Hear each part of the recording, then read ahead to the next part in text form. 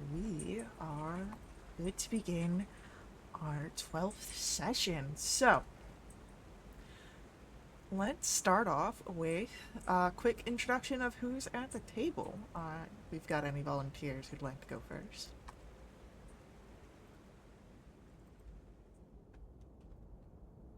Hi, I'm Stefan. I play Huey Bear, a dashing, flamboyant, and ambiguously French fencer.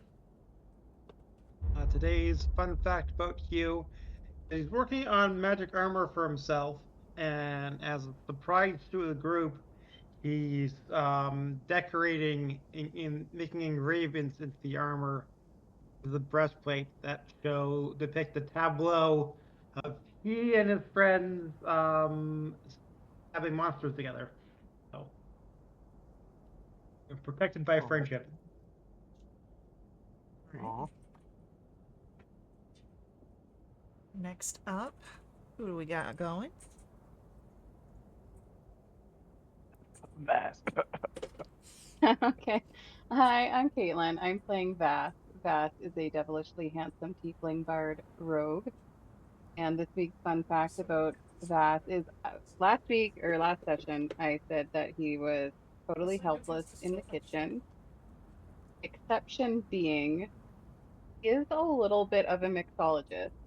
So he is good at mixing drinks. He's particularly good at coming up with cocktails with whatever happens to be around. He can come up with something that's gonna be pretty decent. And he's super dexterous, so he can do the tricks when he's, mixing the drinks and pouring the drinks. So don't ask him to cook anything though. Noted. And last but not least, it's your boy, Ronald. Playing Romulus. Uh, his fun fact about Romulus is it is day 365 of missing Sirit, and yeah, that's pretty much it. More like day 3.65. Alright, heck yeah. Well then, let us dive into our session. Um, and I should probably have my notes. That would be a good thing to do. But you were able to sort of talk with some of the Warforged, as well as some of the other figures that are here out in the moorlands, these veterans.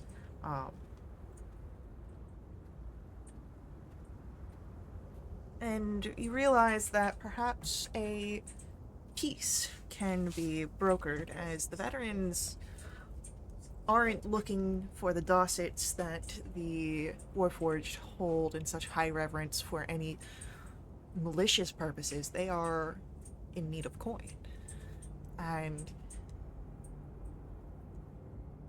as you had traveled to their camp and spoke with them for a bit, you decided perhaps that a meeting between the two leaders, Mercy and Calith, could perhaps provide a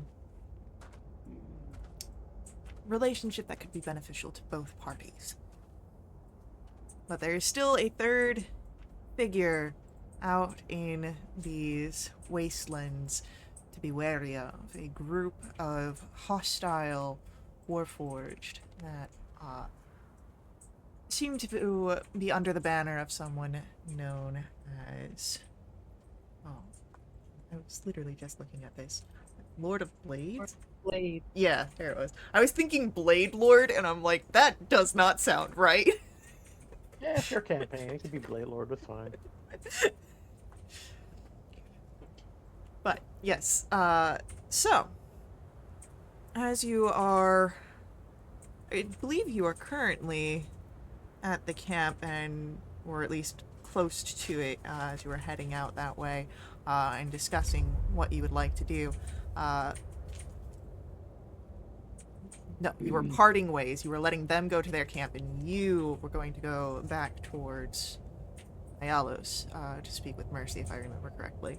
Yeah, I think we said we're gonna have like a meet like in the middle or something like that, neutral ground. Well, the middle is hard to Right. determine because of the way that the ground shift. I believe you were talking about this, but settled on bringing Mercy to their camp rather than them to Ayalos, as their Ayalos is filled with a lot of non-combatants, Yeah, you're right. You're What right. about You're that right. robot that we met them at? which are ruins in the ground. It would be hard to find again. You could try and find them again, but you don't know how long it I would can't take. remember if that's what we said. Yeah, like the lion shifts. Like it could have taken it could have took us like half a day to get there. It could take us like 3 hours to get there the next time we go. But it it changes. That's what I'm understanding, right? Yeah, the space in between changes. Like the landmarks are the same. How long it takes to get to a landmark? Who knows? Yeah, we're in a very unpolished Unreal Engine game right now.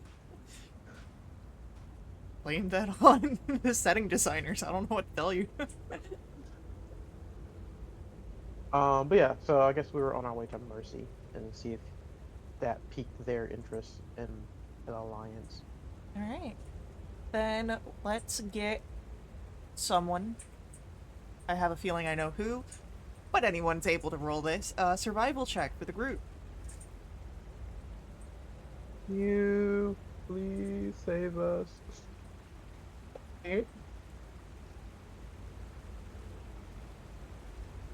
All right, 28. Beautiful.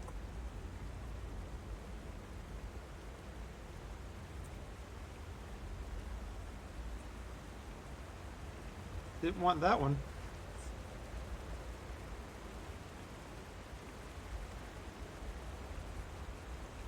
Okay.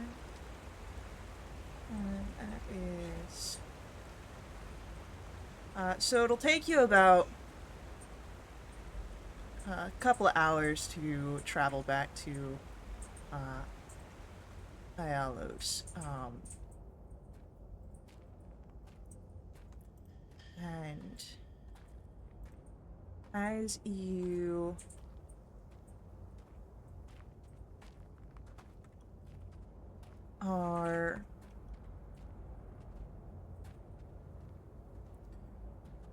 are moving not terribly far from where you had split off with the veterans.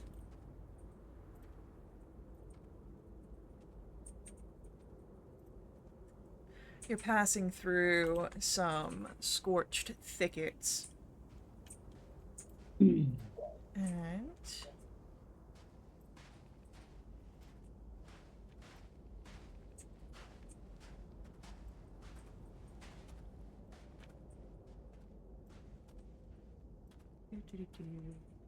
tokens. Players.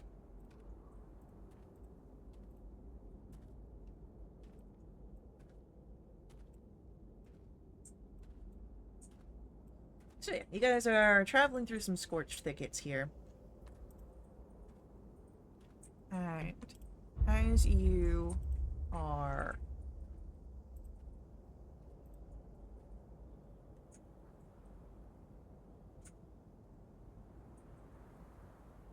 on the move,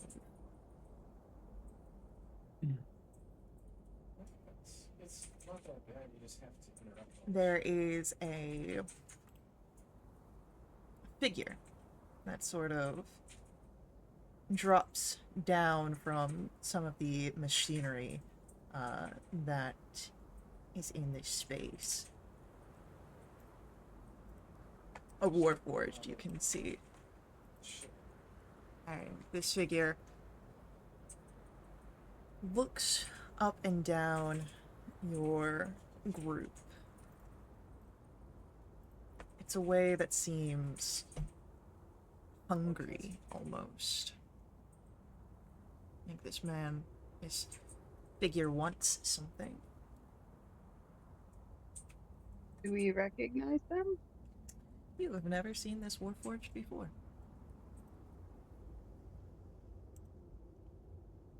Can we help you?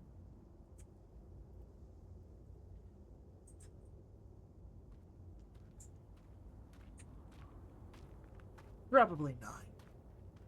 But you can definitely make for great entertainment. I'm great at that. I don't think that's the type of entertainment he's talking about. And as Vass begins to perhaps show some excitement at the word of entertainment, there is the sound of a blade being drawn, and two other figures coming out of the thickets. Fortunately for you, I'm great at that too. Alright, and at this point, I'm gonna have initiatives rolled.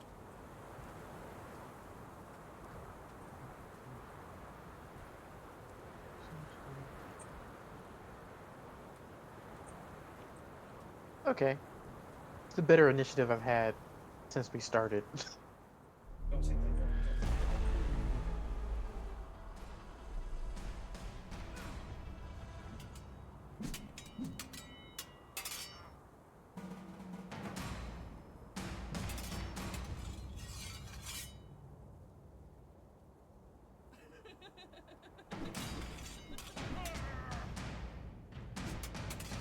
And then what did Hugh get for initiative? 9. Oof. Alright. So.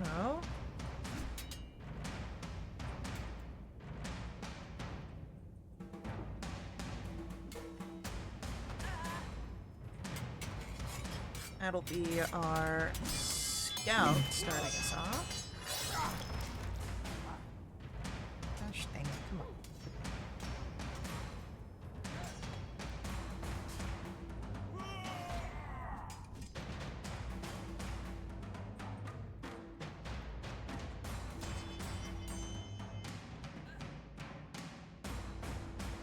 Alright, so Scout A is going to first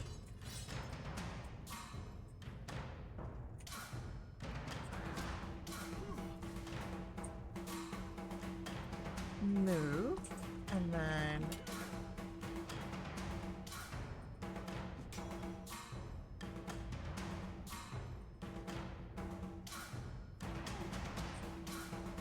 will,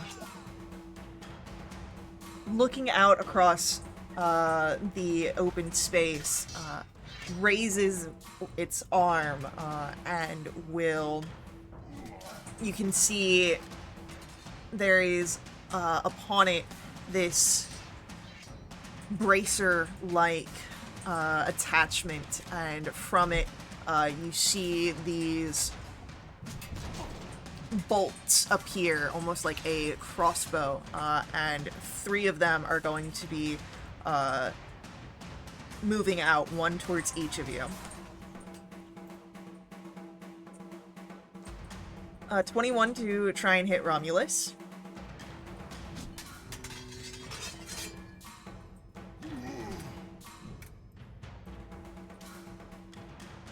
And then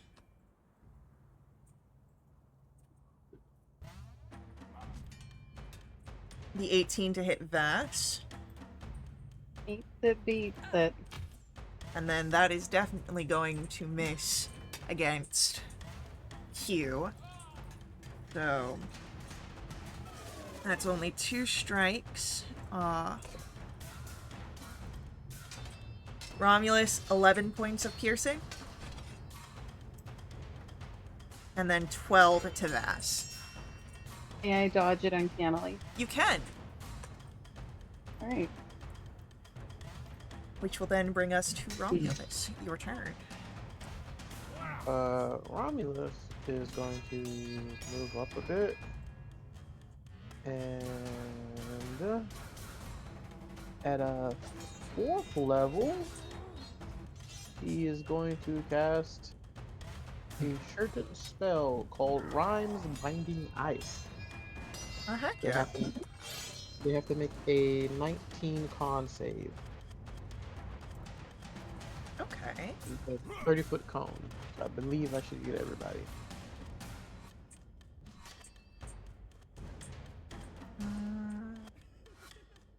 Yeah, that'll hit everyone.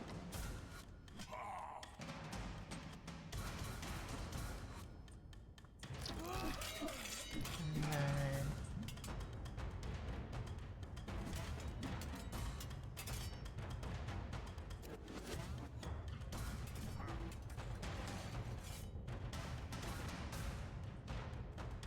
on save. Just make sure that they don't get anything special.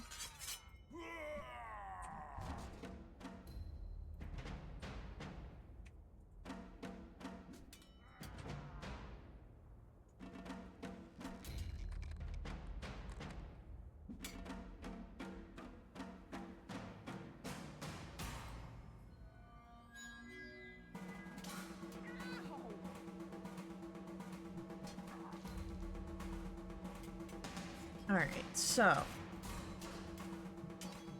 that is going to be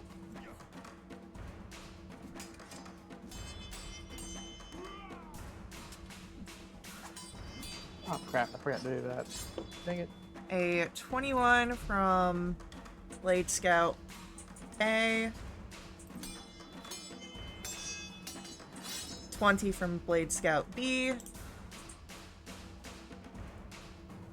and a 12 from our lieutenant. Okay, then they take half of the 2 scouts take half of 22 and aren't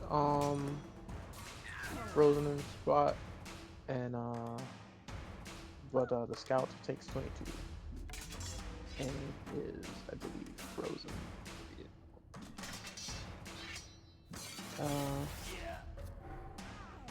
On a fail save, a creature takes damage, is hindered by ice, permissions for 1 minute, or until it or another creature within reach of it uses their action to break away the ice. So its Alright. speed is 0. Sounds good. And any bonus actions from Romulus? Yeah, I forgot to do my thing beforehand, but I'll go ahead and activate my innate sorcery. Okay. So as you call upon that innate sorcery, it brings us to Scout B, who does not like seeing their lieutenant in such a state and will rush up to free them. You know, it will give this a little bit of Warforged flavor. There's a small blowtorch that comes out of the palm to help warm up the ice. But that is their action. Don't believe they have any bonus actions, but why not double check?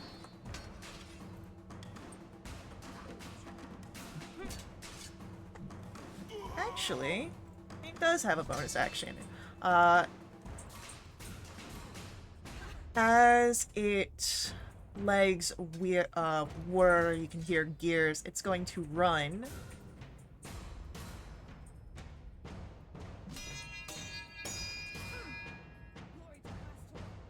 And it does not provoke attacks of opportunity as it moves past you, Romulus. As Vass, we come to your turn. Well, I had a thing I was gonna do, and now I don't know that it makes any sense. Because they're all spread out now. That is not enough of an overlap to get both That is correct, not enough. A and the lieutenant. Okay, well, I will do it Anyway, I guess. Just trying to think of what level to do it at. Vass is gonna snap his fingers, and a painfully loud ringing noise is going to happen as he casts Shatter at, let's say, second level, since I'm only gonna get one person. However, constructs have disadvantage on the saving throw, Alrighty. which is Constitution 18. And he will get a 13. Love that for him. He is gonna take 14 points of thunder damage. Okay. And with my bonus action, I'm gonna face this way by this tree, and give a bardic inspiration to Hugh. Okay.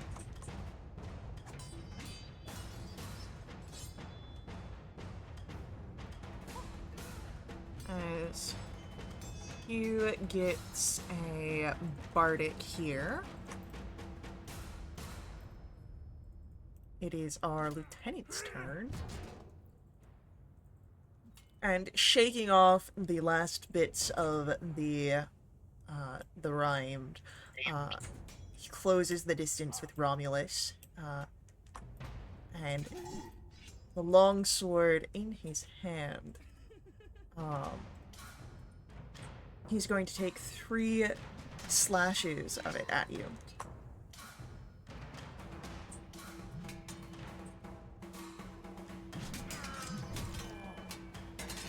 That is a 21 on its first attack, Yep. dealing 15 slashing.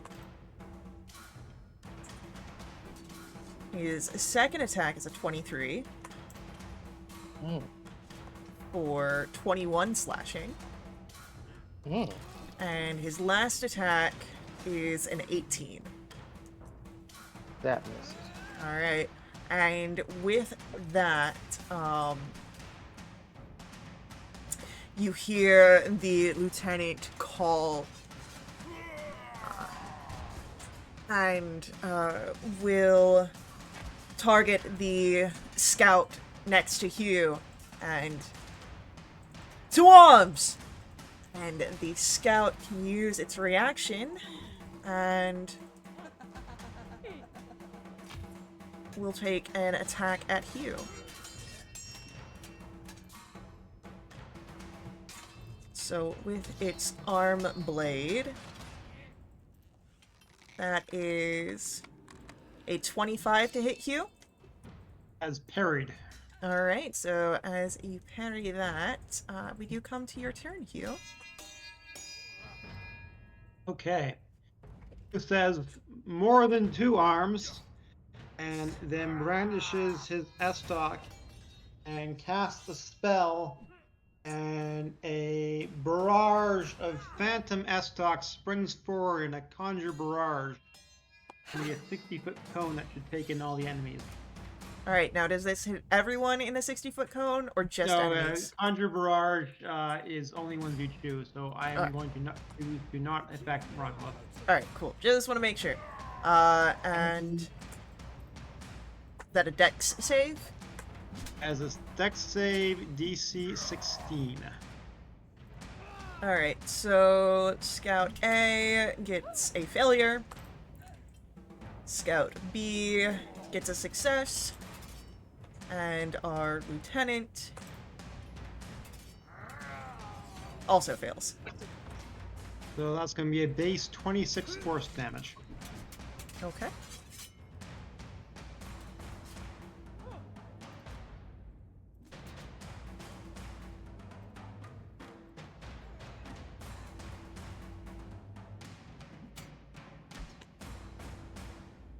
Alrighty, and then anything else from Hugh? He will leave it as is for the moment. Alright. Scout A is going to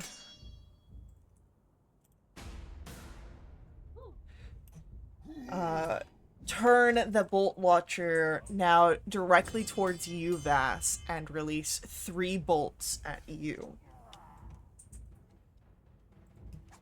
And that is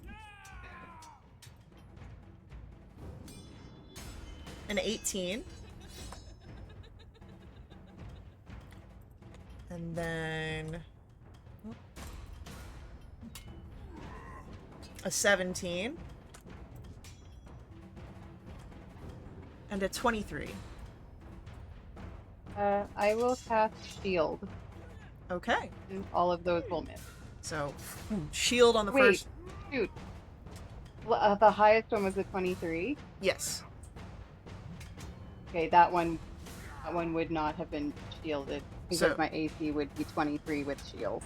Alright, so as the shield goes up on the first one, it blocks the 2, and then the third one just barely pushes through for 6 points of piercing damage. And then it will rush forward.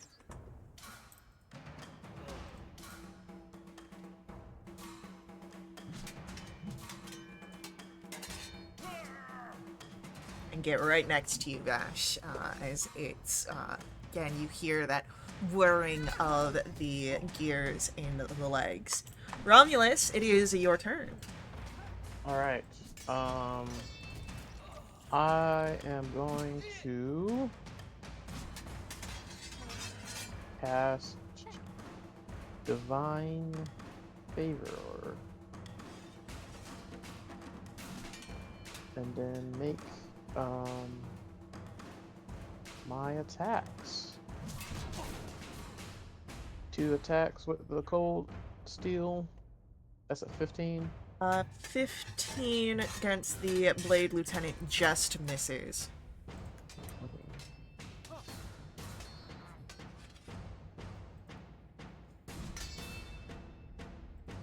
Alright.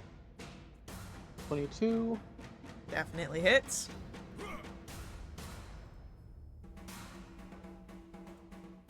Use my third attack as at advantage. Because it'll be Vex. For natural 20. Oh, hell yeah! Yeah, boy. Alright. That's that. And then D8 and a D4. That's 16 for the first strike.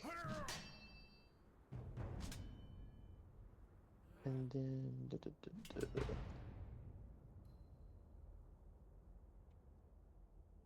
So it's 16 plus and 18 for the second. 18, and then plus 12 is because this was the crit. Oh wait, sorry, ignore that too. Alright, no worries. I think it's only for 1 attack, or is it for all attacks? I'll double check that while I'm doing math here. Oh no, it just says your attacks with weapons. So yeah. Alright. So 30, 36, 38, 42 on a crit.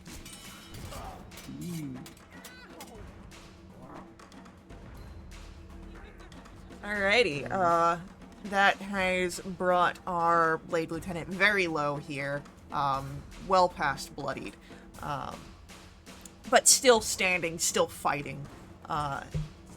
Anything else from Romulus? I do believe that is it. I would just say you still got time to run. And I'll end my turn. It is Scout B's turn, who is, with the arm blade still out, going to slash towards Hugh. And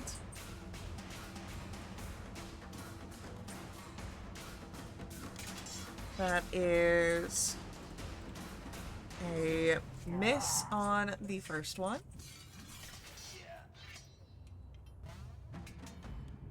A 25 on the second attack.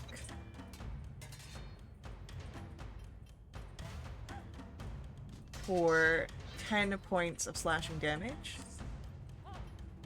And his third and final attack is a 26 for 13 slashing.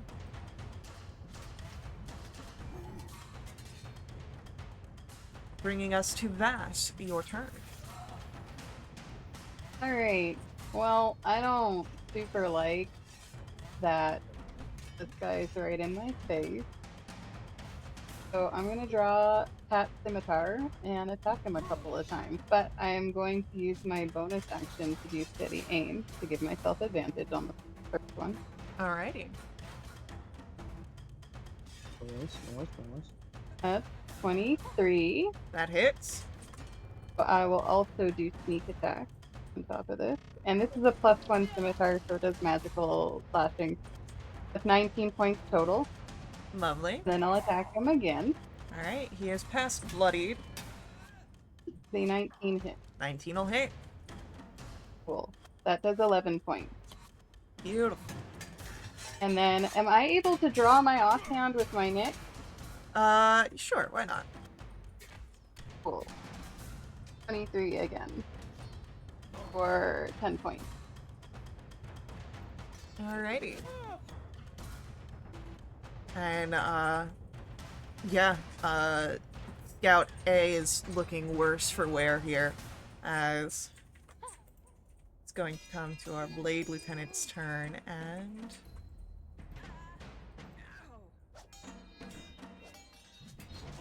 I should keep his reaction in mind.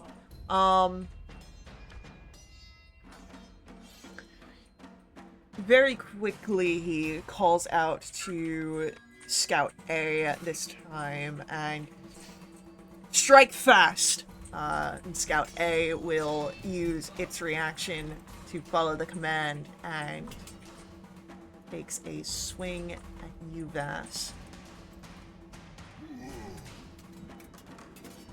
And I forgot to roll that properly. That is a 24 to hit. Oh, that hit. I'm gonna rebuke him hellishly. Alright, so you'll take 13 slashing, and then he rolls a dexterity save, Yes. which is a 22. Oh, he succeeds. He'll take half of this. Take half of 14, so 7 points of Okay. fire damage. And our lieutenant will then use, again, his longsword to strike at Eve Romulus. The first attack is going to miss. As he swings down, you're able to dodge out of the way. His second attack, however, is a 21. Dealing... Oh, I'll allow it to hit. That's fine. alright. 18 slashing. And the last attack is a 23. For Okay. For how much? 13. And that will be the end of the lieutenant's turn. As Hugh, we come to your go. What would you like to do? Okay, Hugh's going to do a free cast of Hunter's Mark. The blades go B. And then he is going to stabby stab stab. Hell yeah. For a 28 on the first strike. Mm.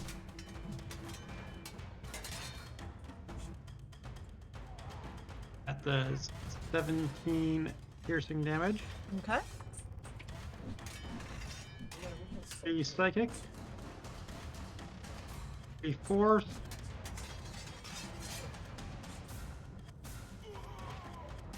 And 9 fire. Alright, he's past bloodied, but still standing. Okay, attack with advantage on the second one.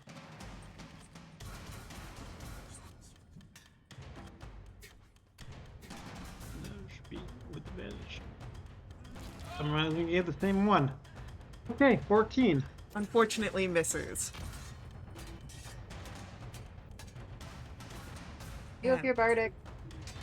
you do have a bardic. Ooh, let's do the bardic. What's the bardic die at this point? 8. Oh, that's disappointing. A 15, unfortunately, is still a miss.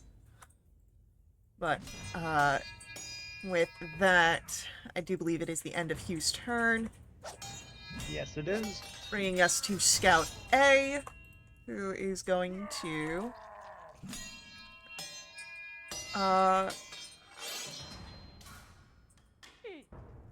Does he want to try and do this? Nah, he's just gonna do what makes sense to him, which is the arm blade attacks.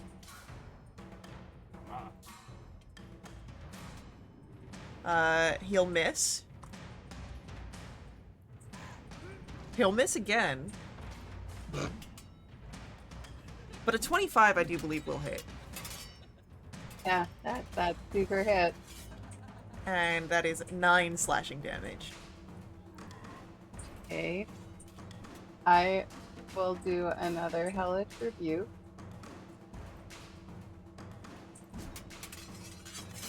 That And I will is do it at second level. considerably worse on his side this time. He'll get a 9. I love that for him. He's gonna take 18 points of fire damage. Oh, he is barely hanging in here. And feeling how bad he's doing right now, he will use his bonus action and runs back. And because of special mechanics, this does not provoke attacks of opportunity. And he is going to...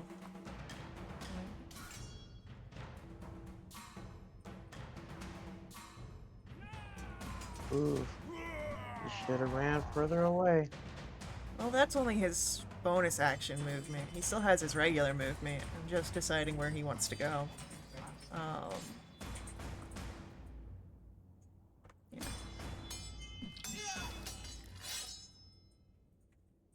Yeah, he feels good right there. Bringing us to Romulus, your turn.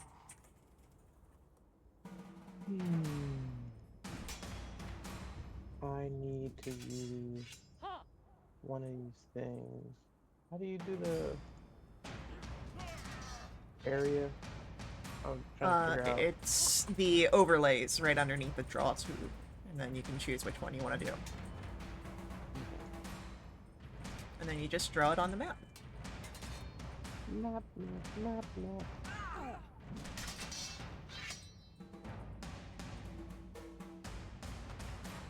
Sorry, I forgot how big the cell is that I'm looking for. That for some reason I can't find. Oh, there it is. That also reminds me to do something.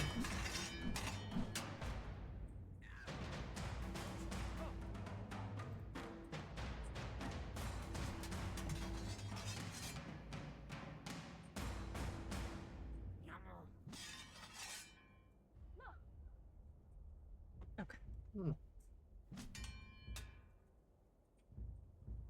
Oh, Yeah, that'll do.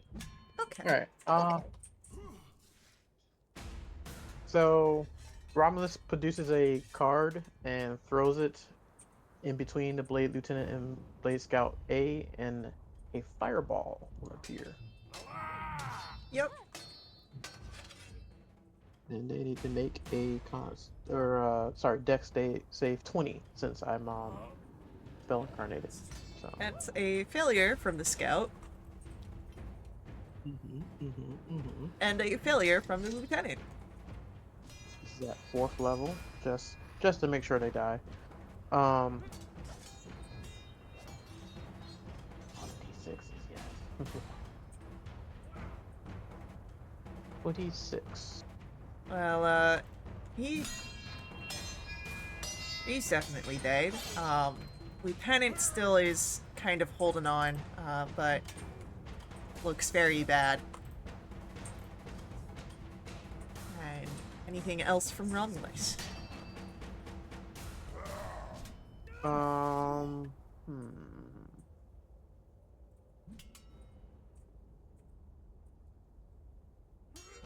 Not really any bonus actions I can do. I will bonus action heal myself.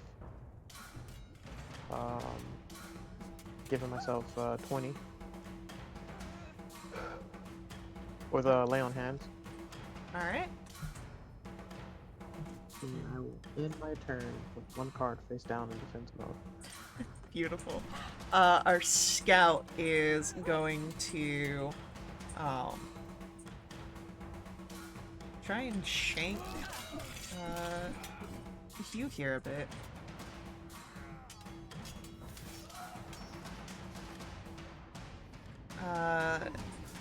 That is a miss on the first attack. A mega miss on the second one. And a natural one on the third attack. So this guy, seeing that the battle is not going quite the way that they had expected, is perhaps a little shaken by the turn of events, and bring us then to Vass, your turn. Yeah. Okay. Well, Yeah, maybe. Romulus, how you looking? Health-wise? I'm good. I'm good. You're good now? Yeah, I mean, I'm at 77. I can, and if anything, I'll just do shield this time around. Okay. I'm good. You, how are you looking? I Looks am like doing completely fine. bundle a hit point. Okay. Is there one of these warforged that looks worse off than the other one? Oh yeah, the lieutenant looks horrible.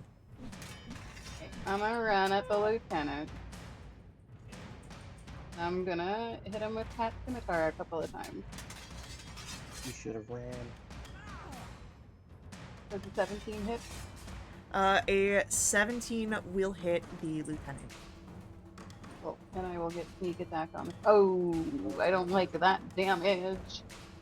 That's 13. Well, that is a lieutenant down.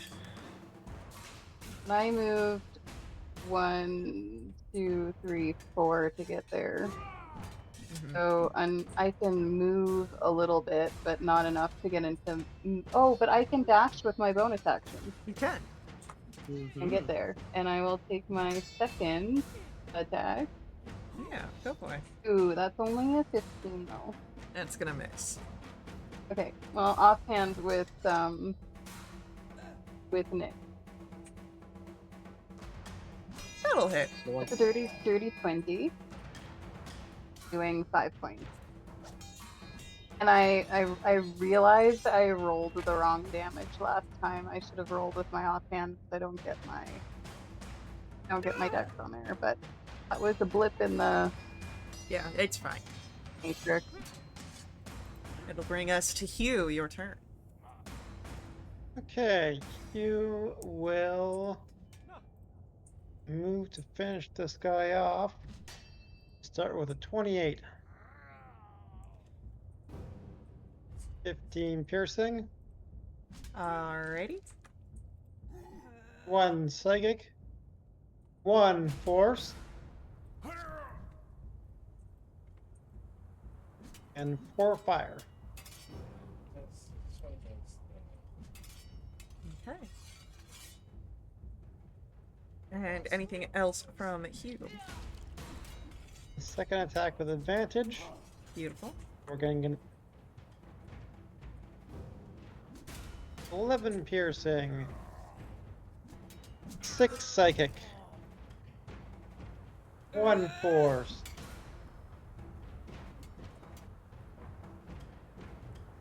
and 6 fire. We did just 1. Well, it's enough. You watch as this figure's eyes start to look for areas where it could perhaps run, but in the moment where his attention is not on you, Hugh, you take your advantage and strike him down. And with that, you are no longer bound. You initiate. Is it possible to remove the docents from them? You could. Well, these are regular Warforged. I thought regular Warforged had docents in them. Not in. You can add a docent as a Warforged, but that is not a standard. Okay, my bad. Yeah, no. My misunderstanding of the Warforged anatomy. Yes, you can attune to it as a Warforged, but that is Isn't necessary, gotcha. Okay. right. Then I will loot the bodies. Okay. Starting with the lieutenant since he's right next to me. The lieutenant has a separate longsword that you can take off of him. But Is it just a mundane longsword? yeah, just a regular longsword. But aside from that, there's not much upon his body save for a piece of parchment that is got some scrawlings upon it that give orders to this group of scouts. They are to find a colossus to create a new outpost for the Lord of Blades.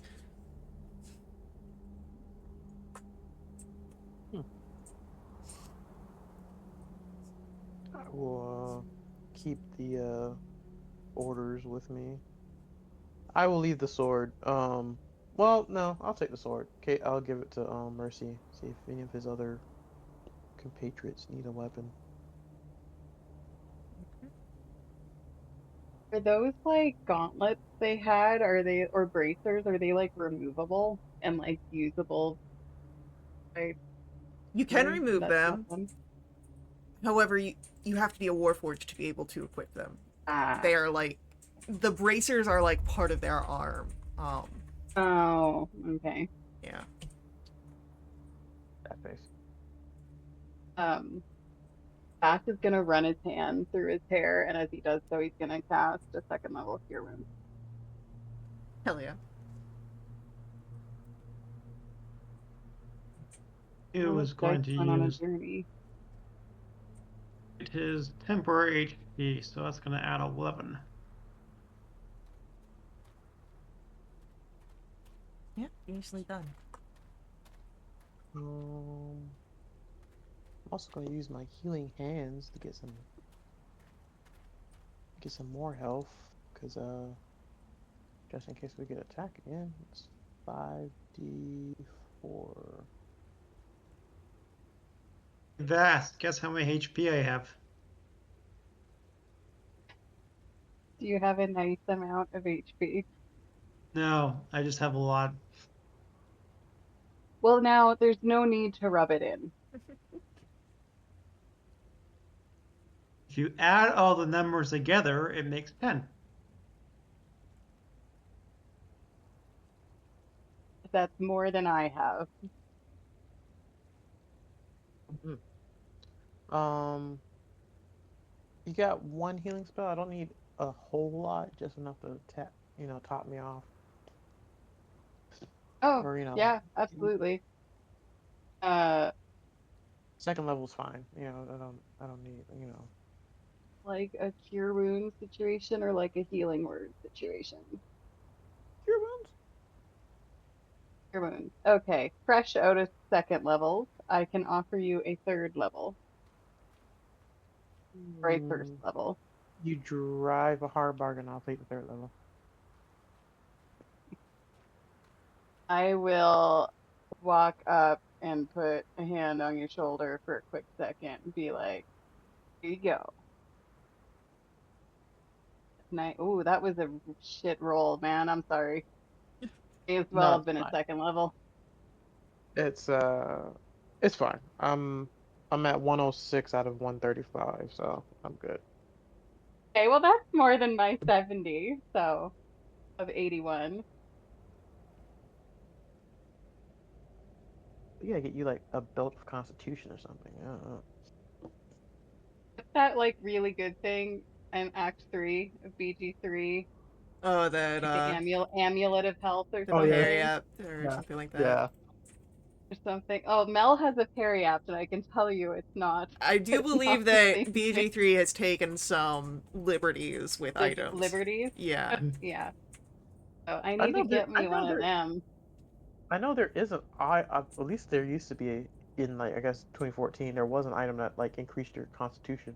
Yes. I think it's Or just the names that were like the names and abilities between D&D sure. and Yeah. BG3 have some creative liberties taken. Um Hmm. All right. Um, do the other scouts have anything on them? no. Okay. Or at least nothing that would be uh able to be utilized by anyone in your party. Should we? Well, I guess we'll take whatever like attachments they have, just okay, and give them to Mercy. At least I will. I don't know. Yeah, if you want to. Also, for the 5e, it is an amulet of health that sets your constitution score at 19. Oh, okay, cool. Yeah, if there's any one of them laying around, I won't say no. Word. Maybe we can find one if we go shopping in Sigil again. Maybe Um, that you could find one by going dumpster diving in Sigil. that sounds gross, but also correct. All right. I guess we head back to Mercy's camp. Yep, you were in direction of Ayalos when this ambush happened, so you continue on your way, and it only takes you about 4 hours to Oh, reach Ayalos. after the 2 hours. No, 4 hours total. Okay. I have a quick question. In the Yes. area that we're at now, is it still like that mist? Yes. Or are we out of that? The mist covers all of this ground. The Mornlands is what you're in. Now it's not like Barovia mists or anything like that. This is just like normal mist. Yeah, Vass is familiar with those. Didn't like them. Um, but if someone's like right in front of us, like we can see them fine. Yes. Okay, it's just like long distance. We can't see too good. Right. So like you still have like the it's like low visibility to lightly obscured areas but it's for like far distance stuff is where that'll really come into effect, or things that are hidden might make it harder to find or harder to see. But it's patchy. It's not like super thick and heavy.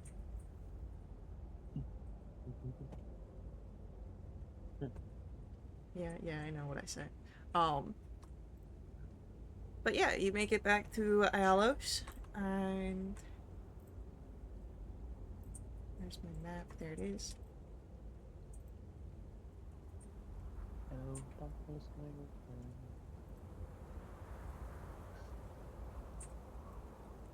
And it's pretty easy to find Mercy. He's the purple one, isn't he? Yeah, he stands out.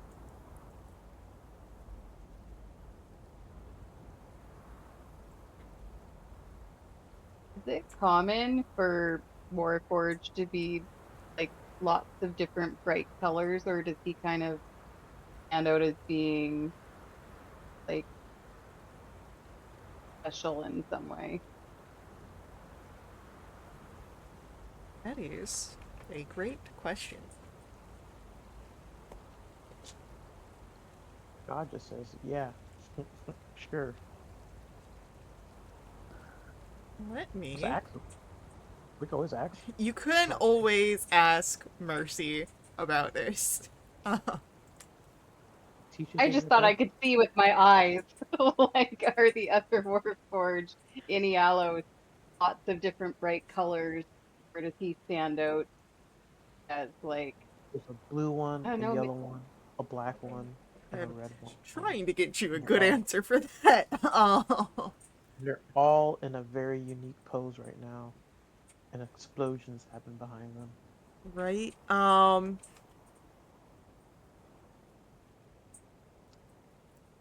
Get out, get out, get out. Run away, run away. What you're able to see is that Mercy sort of stands out with being this purple hue. But go ahead, I'll say if you want to roll for me a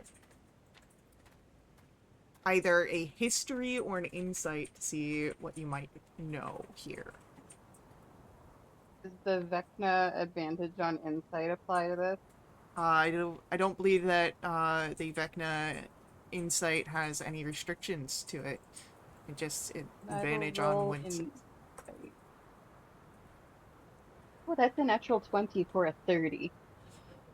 From what you can Lots. see looking around at the other Warforged, however, they do seem to be, not all even seem to be entirely metal. You would notice that some seem to have stone or wood components, not entirely, but it lends you to a stance in your mind that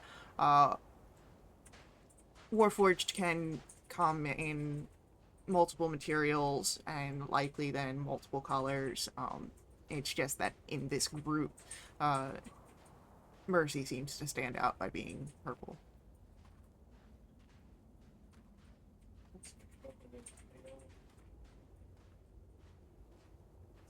I walk up to Mercy. Yeah, and Mercy will turn and regard you with a sort of familiar nod. Uh, I come bearing gifts, maybe? I don't know. But we got attacked by some of those blade guys, and they dropped. Well, we took these from them in case your camp needs more tools to defend itself. Um, I do thank you, and I will add these to our cache of items. I'm not sure that we will make use of them unless it is absolutely necessary. It's always best to have them and not than not have them when the time comes. And Mercy will nod. Speaking of cache of items, we talked to Caliph, the leader of the encampment down the way. Um, as far as she is seen, and as far as we can glean, she doesn't seem to be uh, aggressive towards you all. And potentially, if you're interested, I made it mention that there could possibly be an alliance that can be struck between you two. See, Caliph is interested in the docents, but I did convince her that perhaps with you guys who are very knowledgeable of taking parts from the Colossi and any of the other ruins out here, uh, there could be a partnership struck where you guys can give them items to sell that aren't a disrespect to your culture and to your people and sacred items, but ones are that could be sold to them so that they or given to them that they can make a profit and be able to live. Go ahead, roll for me a persuasion check.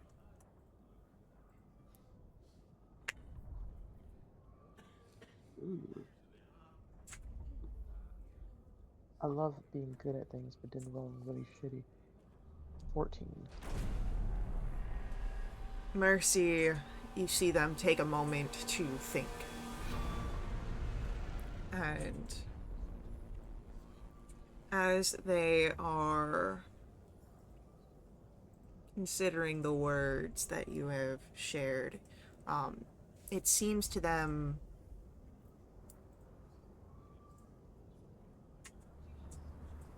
a maybe reasonable thing for they nod.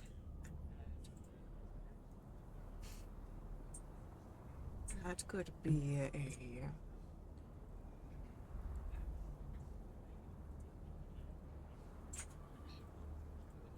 a workable stance. And so long as it will sate them, that they will respect us and the Dawsons.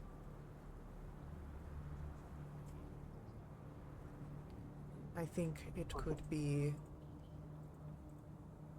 agreeable. I told Caleb that we would guide you to their camp. I didn't feel comfortable inviting them to your place. Um, but if you want to come with us, then we'll act as escort so that you guys can formally talk it out and make any rules and agreements that you want to do for this No. alliance.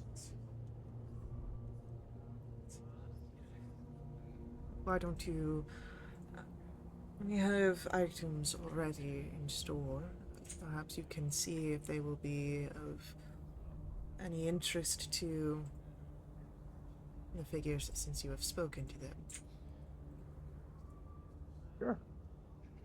And so Mercy will lead your group. Anyone who wouldn't want to go is welcome to stay back, but Mercy will be able to lead all of you. As we're walking over there, can Vath add something that Mhm. might help with the persuasion? Um, A- Aelith, uh, her group are veteran soldiers, so they may be amenable. There is a partnership between your two groups. I know that your group is the peaceful one. We did run into um less friendly denizens on our way back here. So perhaps in addition to helping them find valuable items or coin, in exchange, they might be amenable to essentially being board for hire, part of the mutual beneficial arrangement.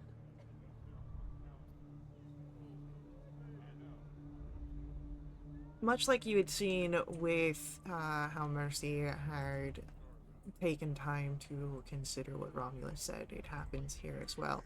They listen for a moment, and it is hard to read any expression, but they'll nod and continue to a portion of the ruined village that is now claimed as Alos, um, and open up a small room which you can see is filled with some items.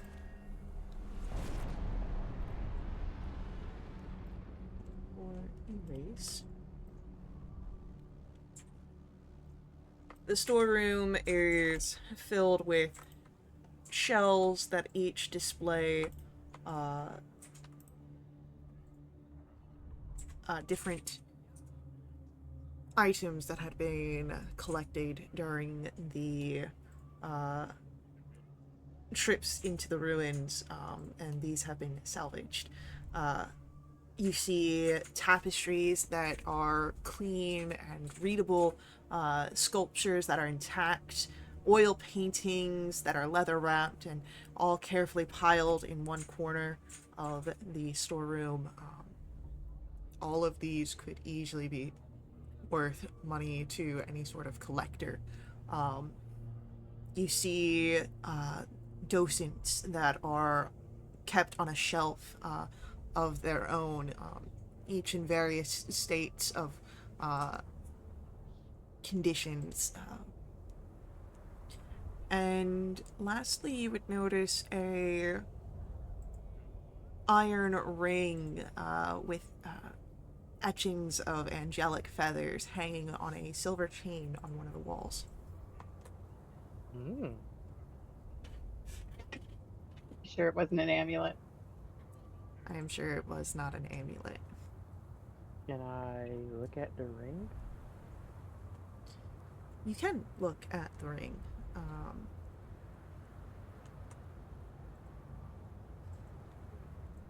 Go ahead, roll for me either a history or an arcana check here real quick.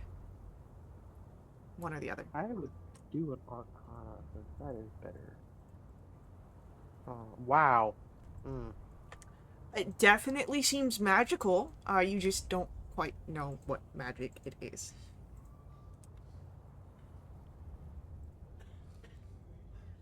I take a look. Yeah, history or arcana. 24 Arcana. You believe this to be a ring of feather falling.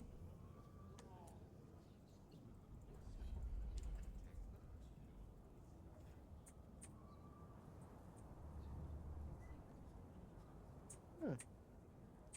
Well, I would tell Mercy to probably hold on to this as a well, I guess you would. Are you going to share that information, or are you going to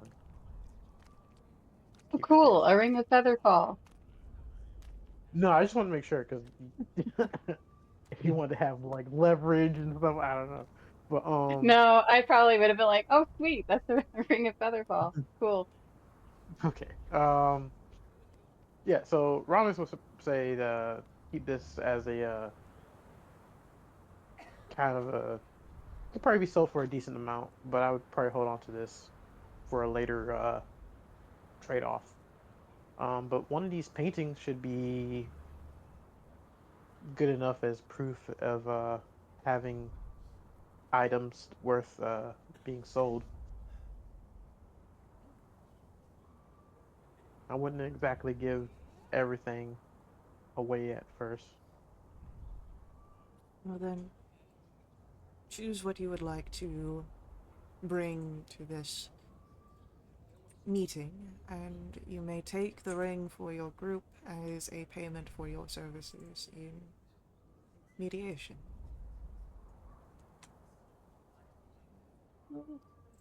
You hold on to it, just in case if everything doesn't go uh, as planned. And if everything goes smoothly, then I'll feel more comfortable accepting it.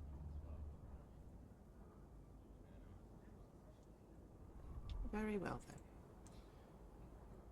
But I'll just look at one of the paintings that might look probably mid-range of good money.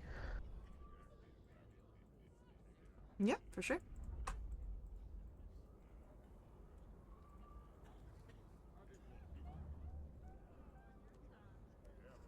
So, as you're able to grab a painting to bring to this meeting between the two figures.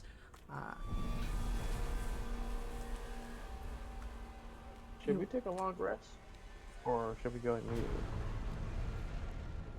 That's up to you if you'd like to take any sort of rest.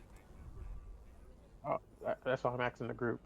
Oh, So just to recap, we rested in Ialo first, right? mm-hmm. We did a little concert and we slept in the house cards or whatever. Um, and then it took 4 hours to get back. I don't recall how long it took us to get I think it was met like up think with about the other I group, think it was like 6 6. Yeah, yeah, or it's something. So late. it's been like a full day. yeah. Yeah, I'm down so for a rest. yeah. 'Cause it could take us 6 more hours to get back where I we're mean, going. Yeah. yeah. So let's take a rest. Yeah, I don't want Vath any will put on another little performance for the yeah. crowd Um, spirit. and I will throw out the House of Cards.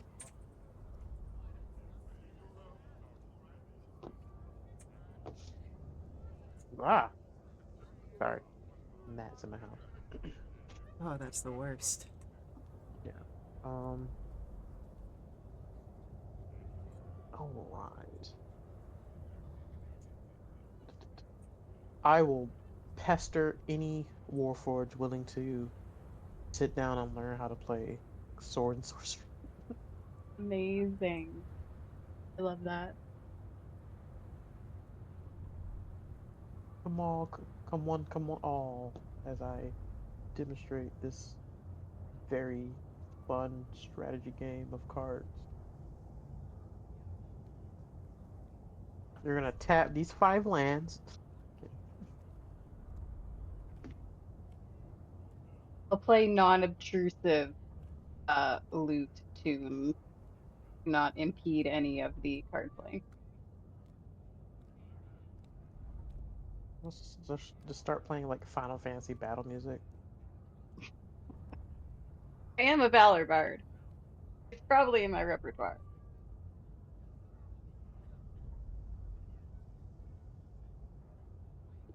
But yeah, that's what I will spend my time before going to bed. Just if anyone wants to learn how to play, I'll teach them, and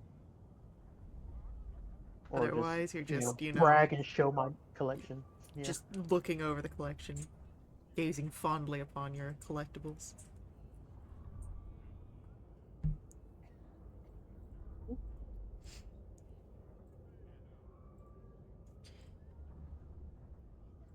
Forgot why I have heroic inspiration, but I have it for some reason. Because I gave it to you. Well, yeah, I know. I'm saying I forgot how I got it. Oh. Well, technically, the answer is the same. You just don't remember the reason why I gave it to you. But yeah, no, as you're all able to rest, you can press that long rest button. Yay! Hey.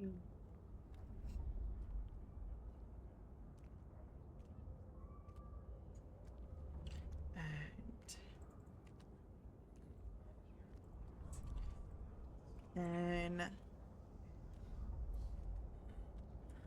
as you rise in the morning, you do, of course, have a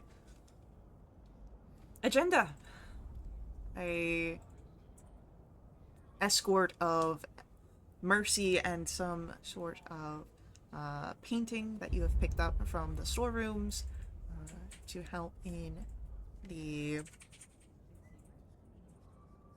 conversations between Mercy and Khaled.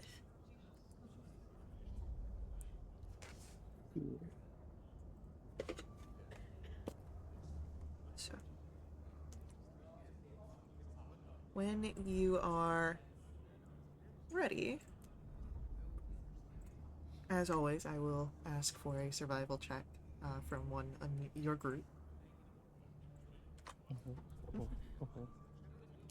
Ranger, do the thing.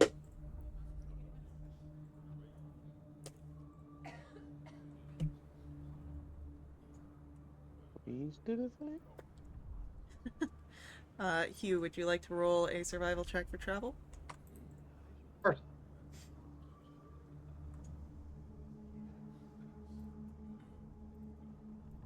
That'd be a 22. Beautiful. Well, it's a good thing you took that long rest. There you From go. I don't like that. from the time you leave Aelos and are traveling towards the veterans camp, uh, it will take you a total of 7 hours to arrive. Oh my God. But you would arrive to their camp, and when you are here, you would you would hear a conversation currently happening across the bridge, where you can see a group of tents that have been set up. Oh, I'm sorry. I forgot to say I summoned my steed as well. Sounds good.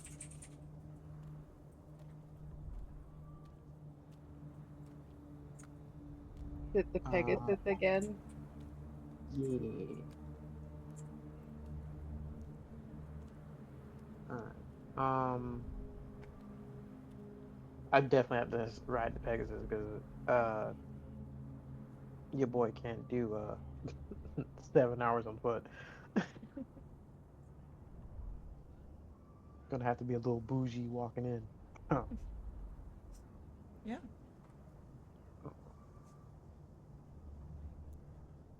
But yeah, I will. I guess we'll stop at the edge of the bridge and just um. Hello, come in peace. We talked yesterday.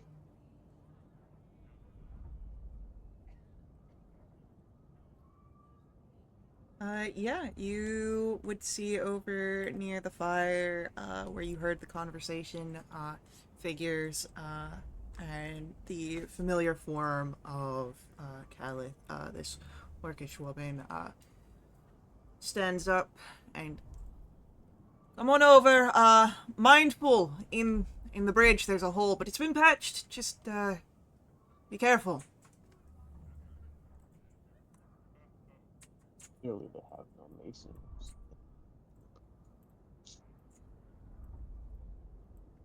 So, Yeah, I will dramatically, not dramatically, but I will fly over. you can easily get over there.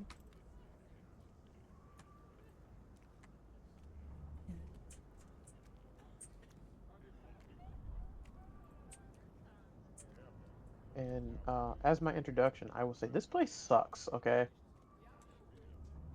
It's, what we 7 hours. got. 7 hours. Oh, yeah, the travel gets you.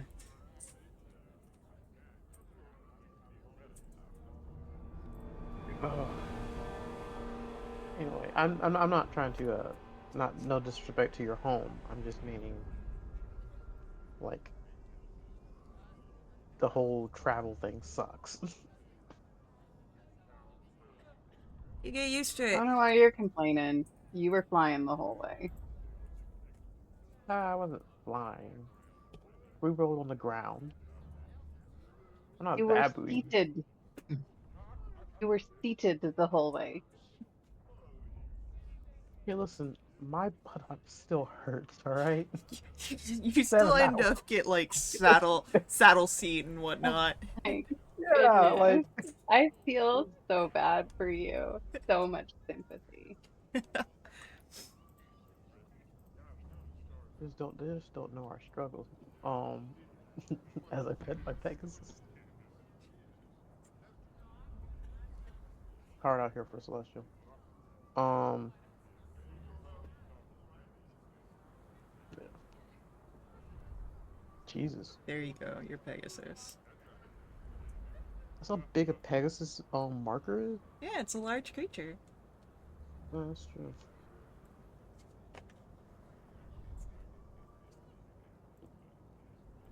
Big boy. Um, Caliph, or Caliph. This is Mercy, the leader of the Warforged of Iolus. And she'll stand and reach out one of her hands to shake.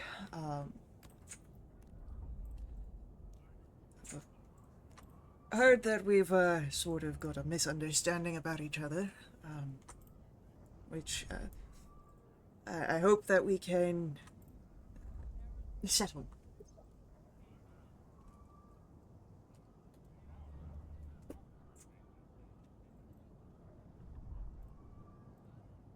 And Mercy will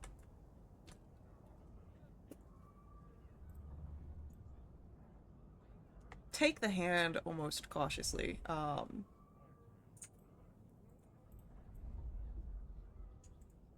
but accepts the handshake. And yes, I have also been aware that perhaps our perceptions were not accurate. I am willing to discuss what can be done between our two groups.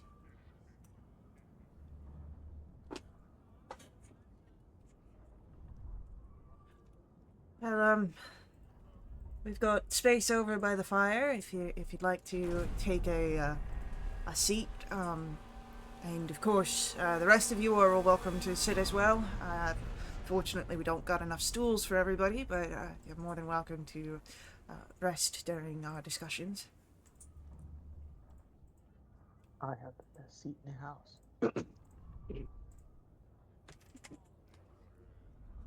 While these conversations are happening, can Vath be actively trying to read the situation to see if he can, if it's going to go sideways, if he can get early warning signs? Yeah, I'd say roll a insight check here.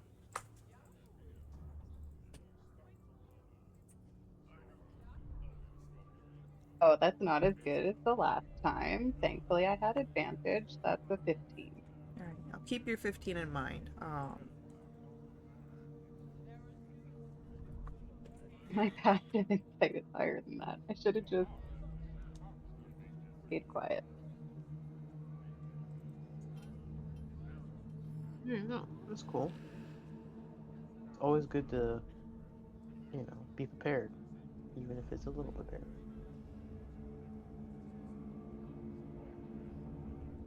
All right. So for the sake of anything, unless you want to, talk to yourself, I don't know how you want to describe what's going on. Oh, I was literally just about to get to describing what was going on, but I mean, if you guys want to do anything else here, I will. I'll get off my high horse and join the group. Yeah, for sure.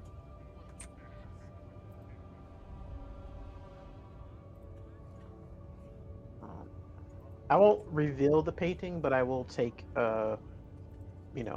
it's like I guess I will do my best to have wrapped it for the journey. Yeah. It's oil wrapped, so or in leather wrap. So it's been protected from like the mists and whatnot. Though as the conversations between Calith and Mercy are going, it's a little rough around the edges. Neither of them are what you would call politicians. And at some point, Mercy will take the painting from you, Romulus, and speak to Calith of understanding she is in a need of wealth and offering this painting. Is this wealth sufficient? If it is not, there is more back at Ayalos. And Khaled looks over, and it's definitely a start. I mean, are you sure? And Mercy goes into speaking along the lines of what Vass had presented, the potential of a more camaraderie, having them to assist as perhaps guard forces on salvaging trips, as a way to sort of safeguard themselves as they search for the docents. It, I'd say, the conversation between them, because it is so rough around the edges, it takes about an hour, but it does come to a conclusion where both seem to have gotten what they want.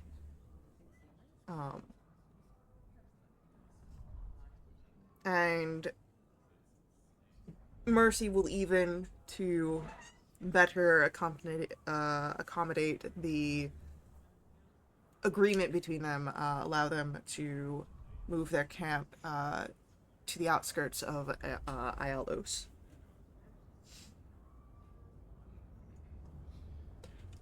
But that means they'll have to. Sorry. Go ahead. I was gonna ask, is it just the three of them? Yeah. Okay. Well, But yeah, so they'll begin to pack up their camp, and Mercy will wait, and you all will have to return as well, as you will perhaps be able to now request the use of a docent, now that the issues that had bothered Mercy seem to have been resolved in some manner. There's still the concern of the Lord of Blades, but at least you know that the veterans will be no more of an issue for them.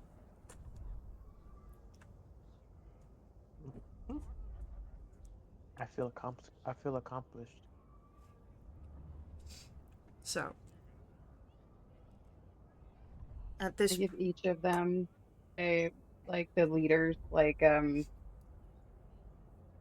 Caleb and Mercy, at the conclusions of the talk, can I grant each of them a bardic inspiration? sure, if you'd They like. feel extra good Yeah. about the discussions. They have an hour. They have an hour to use it. Well, we'll see if it lasts through the travel. But go ahead, I'll say take a heroic inspiration for that. Next 10 hours. Yeah. I don't know that you could reach a 10-hour travel. Well, no. No, you could. I figured as much. I had to remember certain mechanics. But yeah, so it'll be another travel towards Aeolus. So another survival roll from someone in the group. Anyone in the group. You, please, save us.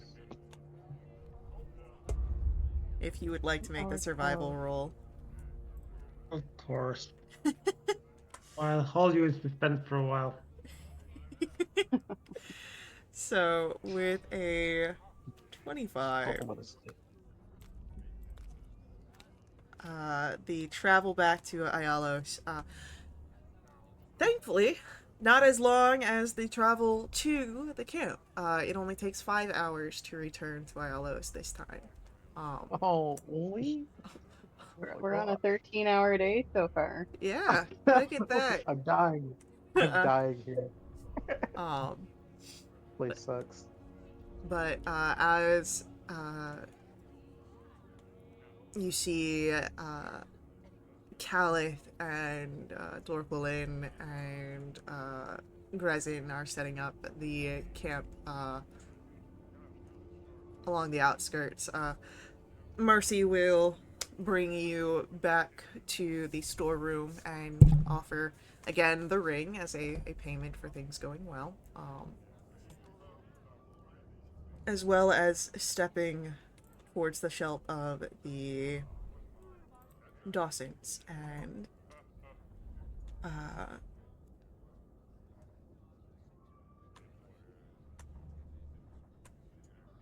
will look for the most complete one.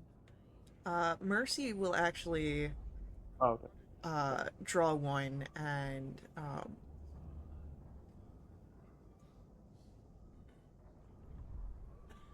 as he presents it to your group,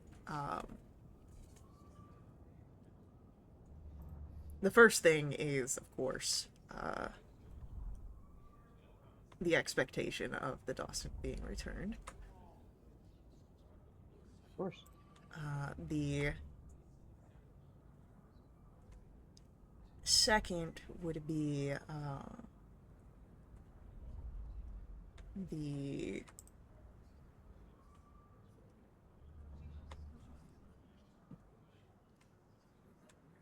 as he hands this over,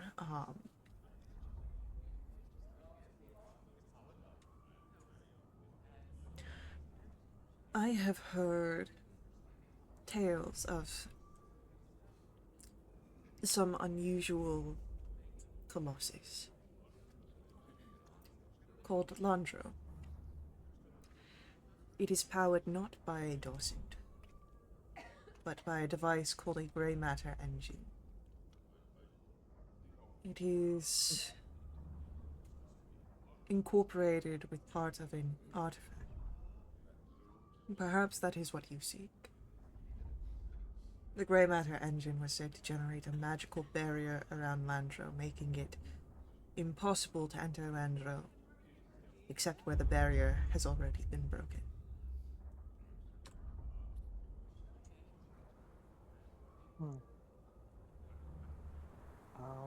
We'll keep that in mind. Do you have a description of Landro, or? Landro is perhaps the largest of the Colossi. But I have not been to Landro. Just heard of the tales. Okay. Well, we'll keep a lookout for it.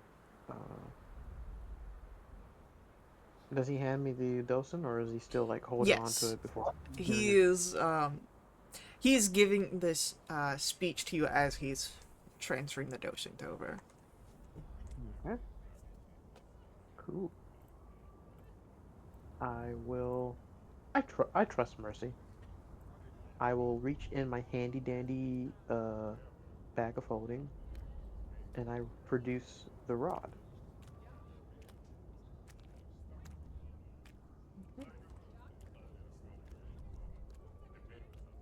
And I make them kiss. Yeah, essentially.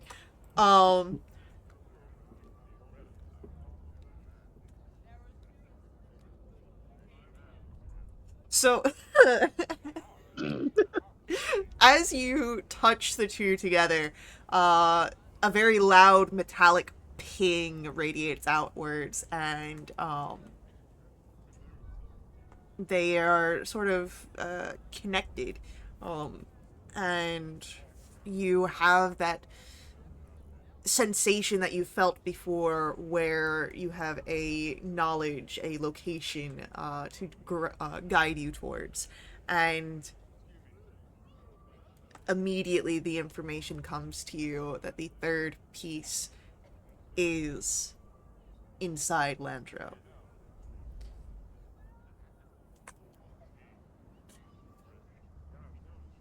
Well, would you look at that? Guys, I think I just invaded radar. Or at least iced on maps. Yeah, the dose it with your eye stone. Mm-hmm. It's basically the dongle. Alright. Did it also tell you where Landro is? Like what direction to go in?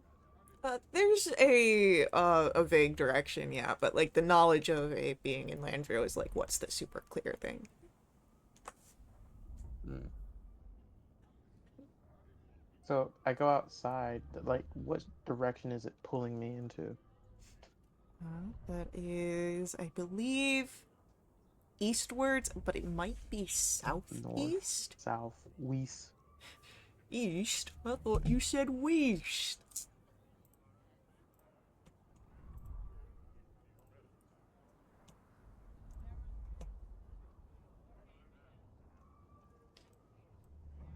No, it's more. It's a more due east.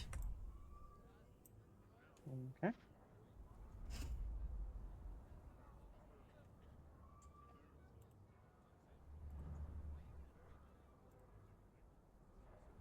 Ooh. Well, it's been like several hours and a whole day, so I guess we're gonna take another long rest so we don't get Exhaustion. Yeah, exhaustion. that makes a lot of sense. This is the episodes of long rest, and this is again day 5, I think, of me missing Sirit.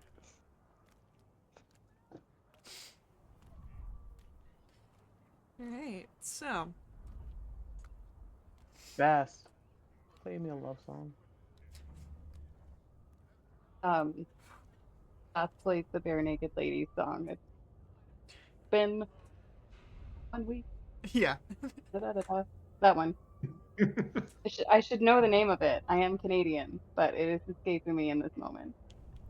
1 week. 1 week. There we go. Thank you, fellow Canadian. Like it was in what you were saying, like 1 week, but yeah, something. I know, but I thought it was something else. 'Cause doesn't it? Anyway, doesn't matter. Plays that one. Alexa, play.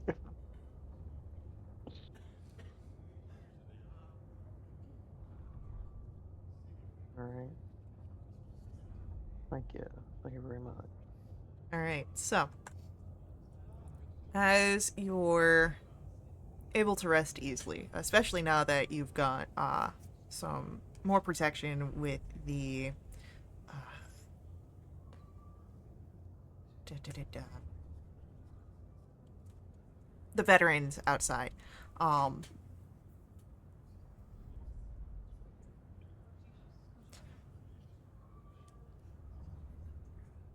at some point in the evening, before bedding down, Caliph will come over to your group and, Knock on the door. sure.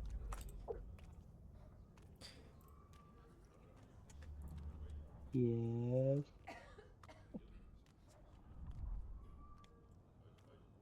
I heard some talk that, you'll be heading out, further into the moorlands. Unfortunately. Well, since he's been so, good to us, bit of information I heard.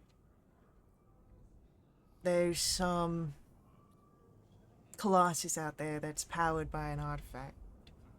Rumors got it that if you, remove this piece, the colossus begins a self-destruct sequence. No way to stop it from detonating.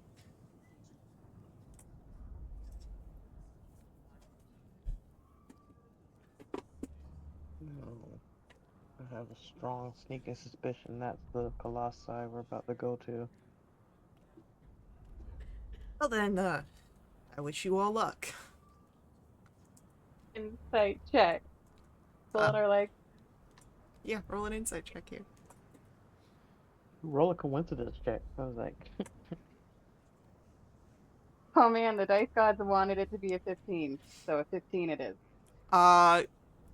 Callus seems very earnest here. The information that she's sharing, she doesn't know if it's true or not. It's a rumor, but it's what she knows, and she's offering that in good faith.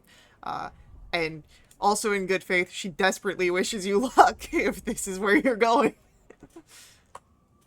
Awesome. oh, I'm just like, it has to be the same place because not only did before we even knew where we were going, Mercy told us, "Hey, Leandro's weird. Maybe that's where you need to go if you're looking for something." But that's where you need to go. And now we just got warned about removing something from a colossi, and then it might explode. Hopefully, if it does explode, you're able to get out of there. Bahamut, why are you like this? So, Hal will bid you all a good night after that. Head back to her own tent, and leave you all with that little bit of knowledge to do with as you will. I'm gonna be able to sleep tonight now. Caitlin is very upset by that. Vath, on the other hand, is just picturing how dope it's gonna look when he's walking in slow motion and the explosions happening behind him. I so want, Rama so wants to ruin that image for you, but he's not.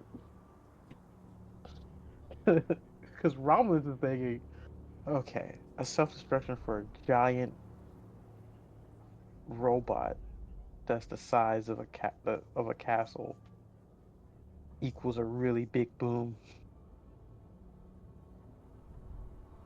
Oh, I'm so excited for you guys to actually see how big Lantro is. So, you can all press your long rest buttons. And as we are setting out for Landro, let us get another survival roll. Anyone in the group can make it. I'll do it this time. I feel bad, like a kid at the zoo poking you with a stick. Like, do the thing. Well, Huey's already rolled it, so. Oh, never mind. do the thing. no, no Poke with suspense stick. this time. It was the Irish roll. You just Yeah. don't even know what happened.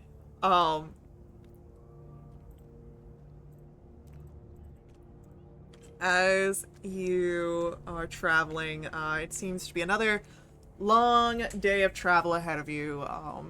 You do end up crossing the river at some point over its deep indigo waters, and as you have made the travel over the distance, something happens here. Bro.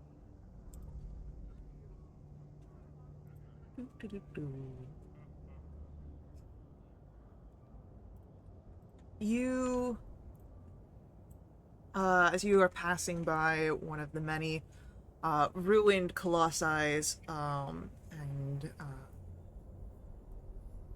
strewn battlefields that have created the Mornlands, you would notice a creature that is barreling across the fields here at a very high and aggressive speed. Um, Time for a reaction. sure. I'd say that there's enough time for a reaction. Vath activates his boots of flight and hovers. All right. As you activate those and begin to hover, you all would see this large Ursine-esque creature again charging across the spaces, but it is like no bear you have seen before. And what you would see is this creature warped. There are glowing eyes, and there are these pustules and wounds and spines that are crafted on this creature. So we are going to roll initiative with a blaze bear. Someone told us about this last time. You were warned I about don't blaze remember who bears. it was. I'm pretty sure it was I think it Khaled. was Callus, yeah. Sounds cool, but it does like the name, but the description does not sound like anything I would like to encounter. This is one Pokemon that can stay in the wild. We all gotta catch this one. Well, back to my old roles. Vax is rolling horrible initiatives today. He's just not having it. He's too tired from walking.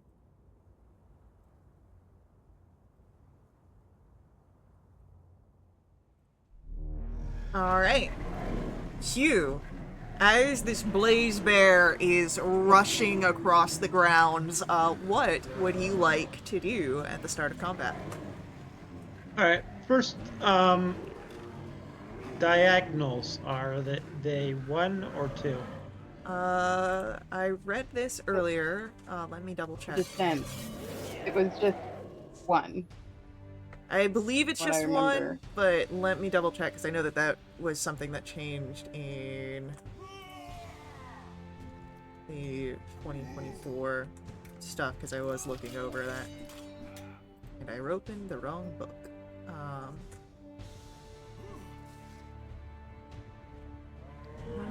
Movement.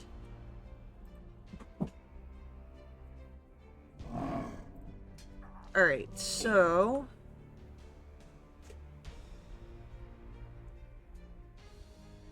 yes, it costs 1 square of movement, so 5 feet, or however many it is, to enter an unoccupied square adjacent to your shape, and that includes diagonal, but difficult terrain costs 2 squares, or whatever, so 5 feet to enter diagonally.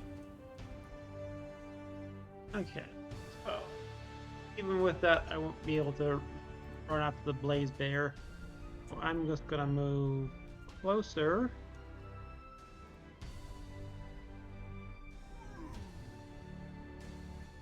Not too close so that you can get me this turn. And I am going to use my longbow, hunter's mark, and use my longbow. Heck yeah.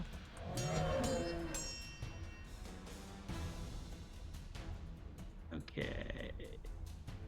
We got ourselves a 22 That'll hit. Hits. and a 26. And that's another hit. Okay, that's going to do 9 and 8, so 17 piercing. 2 psychic for 19. And 7 force for 26 damage.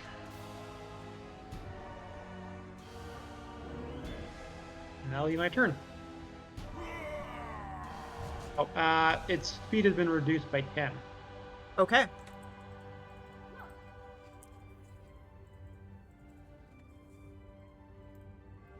And with that,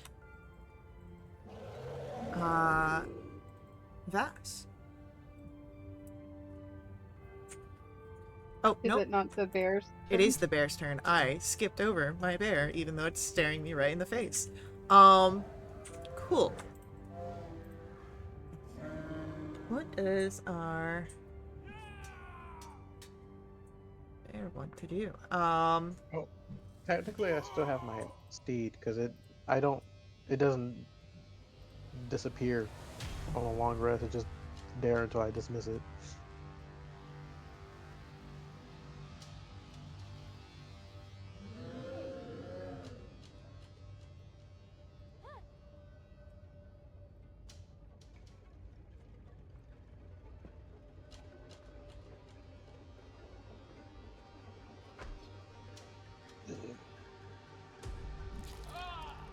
Alright, there. Your Pegasus is on the board now.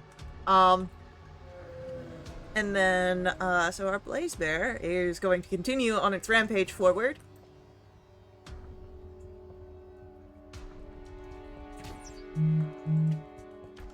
And since it can only move that far this turn, it is going to...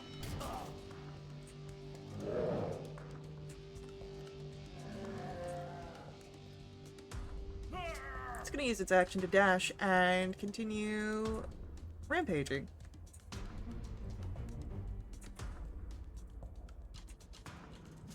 And end up there at the end of its turn. And that is it for our Blaze Bear. As Vast, now it's your turn. Okay, how high was I able to get with my reaction? I'd say with your reaction, it was just enough to activate it and lift off the ground, so you're not actually, like, any sort of Okay. feet into the air just yet. Alright then, I will hover 30 feet in the air. And then there is not going to be any way for me to get sneak attack this round, which is unfortunate. I guess instead of doing that, I will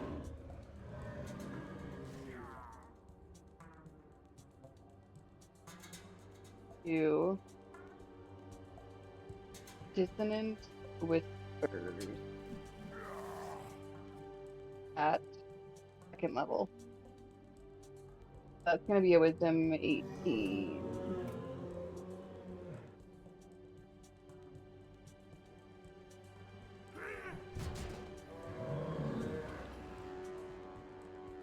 That is a 20.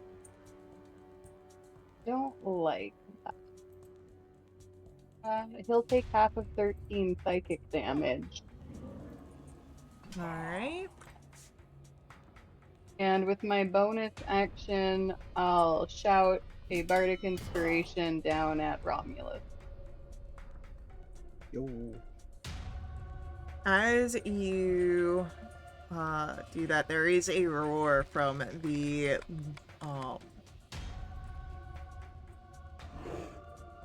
Blaze Bear in retaliation to your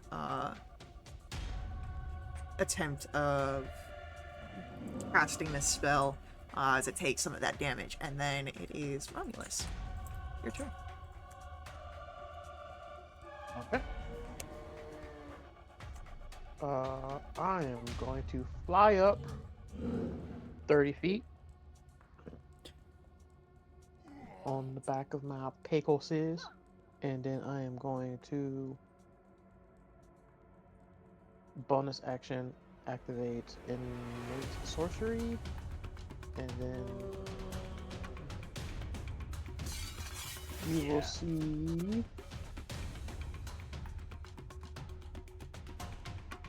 how many do I fire off? You will see 5 cards ignite on fire as I cast Scorching Ray. Oh, hell yeah. 4th level. And all these are at advantage. The first one is 26. I don't believe that the height advantage is a thing in 20. No, when I'm innate sorcery. Oh, that's right, you did innate sorcery. Yeah. I forgot that. There's a lot going on here. 26 hits. All right. 25 for the second. Natural 20 for the. Oh, no, sorry, that's a 19. 19. Yeah. So 30. 30. So far, 3 hits. Fourth one. That is a 28. And then for the fifth, that is a 25. All of those will hit. 9, 11, so that's 20, 4.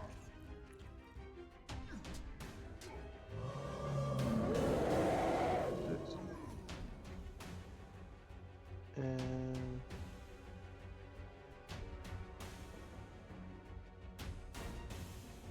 I think that's 33. I don't know. I just plugged it in as it went along, so it's enough to piss off Blaze Bear. So, anything else from Romulus? Nope. It is your Pegasus turn.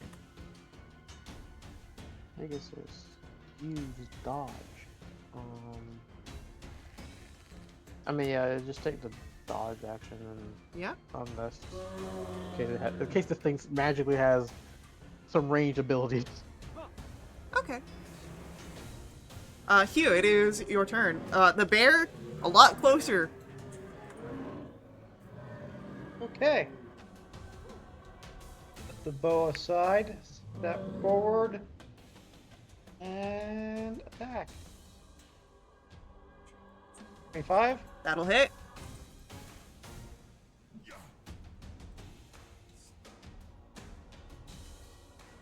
Also 25. Another hit. 14 and 10 for 24 piercing. 1 psychic. 10 force. And 9 fire. Alright, well, the Blaze Bear is past bloodied at this point. And anything else from you? That'll be it. Our Blaze Bear is going to go, and it rears onto its back paws before striking down and trying to bite with a 29 to hit you, Hugh, Ooh, that will hit. for 17 piercing and 12 force. And as it has its teeth in Hugh's shoulder, it is going to look upwards at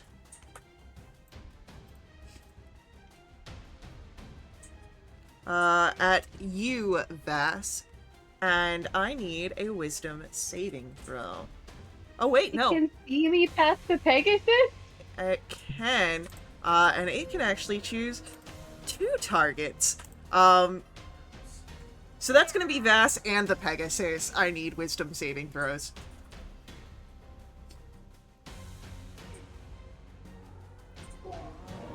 Vass, you are fine. And the Pegasus is also fine. As the glare of the green light pierces through the mist, and there is this tingle of something, but you're able to shake it off. Bringing us bringing us to Vass. Your turn. Okay, well, I would like to the right tab open for starters. I'd like to hover, fly forward so I have a better line of sight on the bear. Yep. And then I would like to make a couple of reverberating shots at it. Go for it. For 12. That's unfortunately a miss. Okay. And a natural 1. Oof. I don't feel like using my heroic inspiration. So with my bonus action, so I have not completely wasted this turn, I will give a bardic to Hugh. All right. Hugh has a bardic. Bringing us to Romulus. Your turn. Romulus is going to throw a card and just do a sorcerer's burst. Yeah. 17. That'll hit.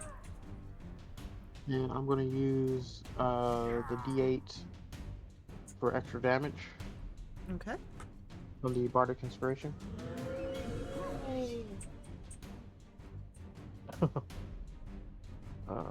Oh, you did the Ray of Frost damage, not the Sorcerer's Burst. If that changes it's the anything. same. Okay. It doesn't. It's the same dice. Okay. So 9 fire damage. And no exploding dice, unfortunately. Nope. Alright. Anything else from Romulus? Well, hold on. Remember bonus action things I can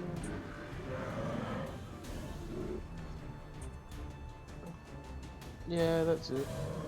Alright, then with that we come to the Pegasus turn, if you'd like to do anything. Pegasus is going to swoop down and do one of its attacks. Alright. I believe it gets 2 of them, or it might get 1. Let me double check.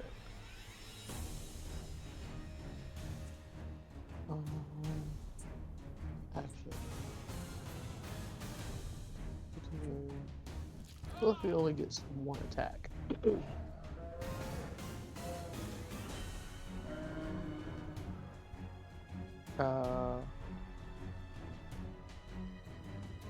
So that would be a 16. 16 will hit. With, that's a... What's this thing we just stayed up? Alright.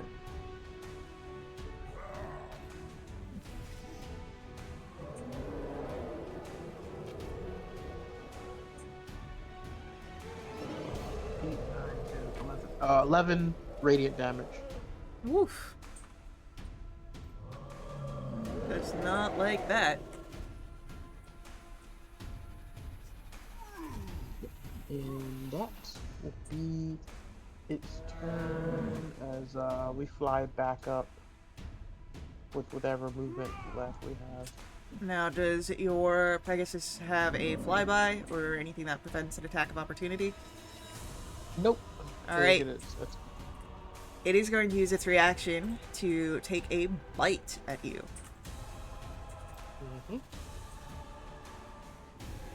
But I do believe that a 13 is a miss. Yes. Okay. Which then brings us to Hugh, your turn. Okay. I'm getting a little bit of respect for this bear because I managed to hit me. So first, gonna be a 23 to hit. That'll hit.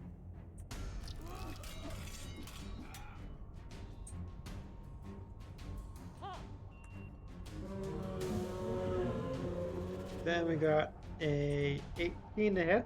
That's another hit.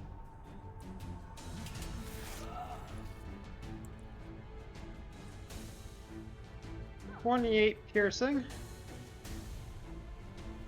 4 psychic. 11 force.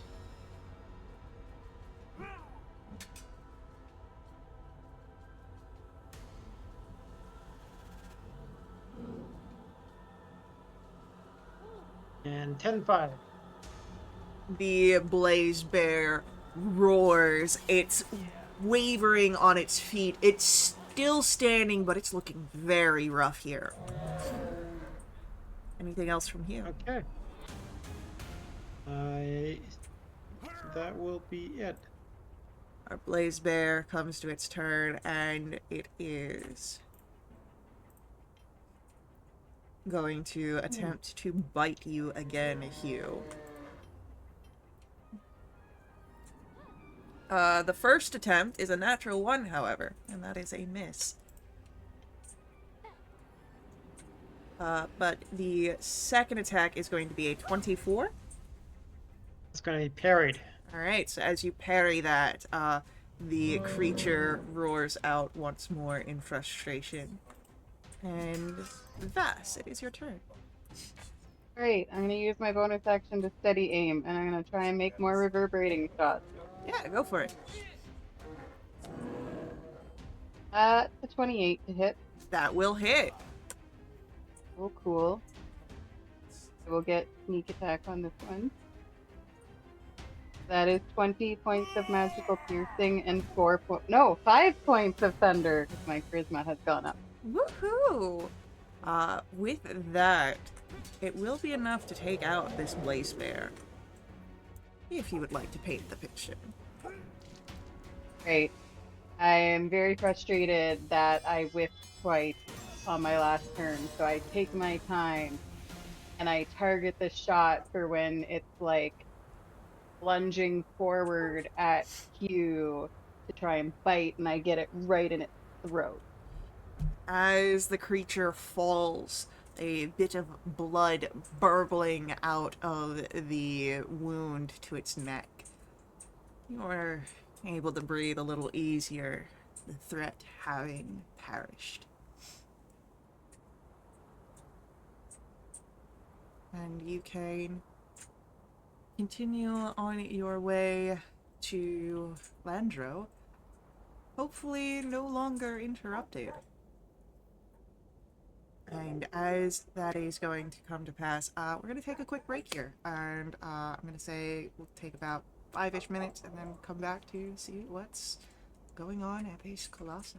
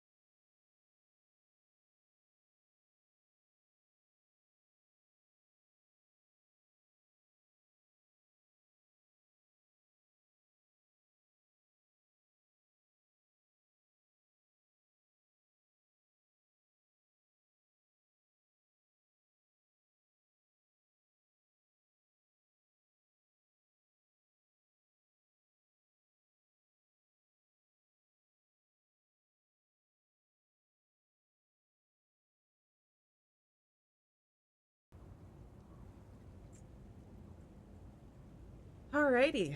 So, you guys ready to see Landro? No. After 7 hours of travel and an interaction with a blaze bear, you come to a mountain where you can see a portion of the Colossus resting almost inside of it. Uh, and then you notice that parts of Landro are indeed inside of this mountain. Oh. Oh You no. look in the bottom right hand corner, you will see a visual of how big Landro is. A visual aid, that is. As my neck hurts from looking up, what were they fighting?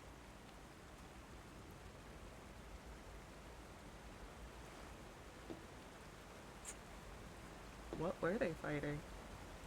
This seems excessive for any type of war. What are the squigglies? Uh, Like, The the, limbs. those are the caves inside of the mountain. it's like nearly encased into a mountain. Yeah. Awesome. Were they fighting kaijus? Were they just fighting like a bunch of Tarrasques? Who knows? Maybe we'll play an Eberron campaign set before the day of mourning.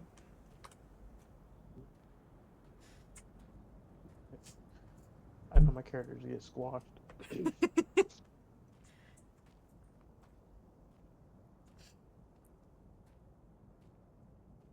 All right. Where do we start? Hmm? Are we That's- like, do we see a cave opening or at the bottom or? There is a cave on the ground, so let me do a nice little circle.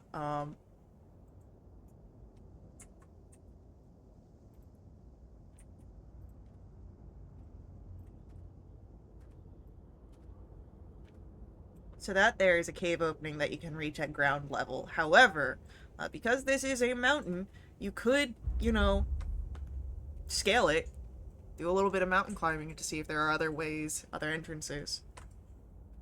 Hmm, I'm climbing assuming it's seems been more than an hour. It's been 7 hours. Sorry, I thought I had mentioned that.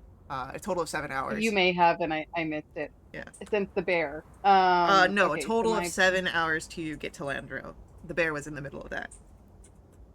okay, so my boots of light are no longer. They're just nice boots now. I believe. But Can't you shut it off? You can. You don't have to have it constantly on.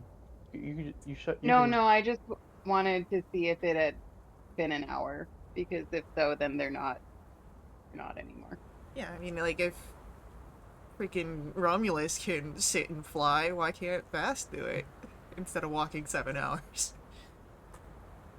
Take a Wasn't little bit of the flying. load off for a little bit. I wasn't flying. I was on the ground, like a normal horse. Unless flight was needed, like the fight. Gosh, I'm not that bougie, guys. Dang. So, okay. I know Hugh's really athletic and is good at climbing. I have the boots and you've got your I speed. mean, if he wants Good. to hop on and then I mean, unless you are 100% like, yeah, you don't have anything light left, I can. I can climb, I can misty step, I can even dimension Nora now. Sounds like Okay. he's set. All right. Well,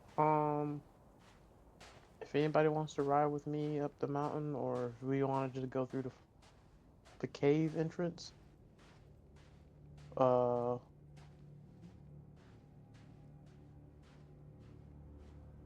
I mean, I guess we start at the top.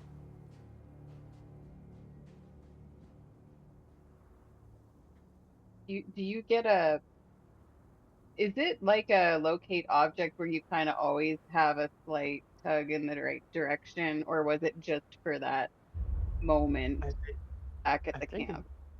You have a generalized feeling of where it is. Like the pieces know where the other pieces are, but it's not like it's telling you like up, down. It's like it's in this location, and it was like bringing you closer to Landro. Okay. yeah, but I don't think it's like glowing any brighter as I get closer to the object. Yeah. It's like, hey, yeah, no, you're in the right spot, buddy. It's here somewhere. Now look. We don't know if we Uh, have to like go all the way up to the head or yeah. So we can if either it's be in the, working our way downward yeah. or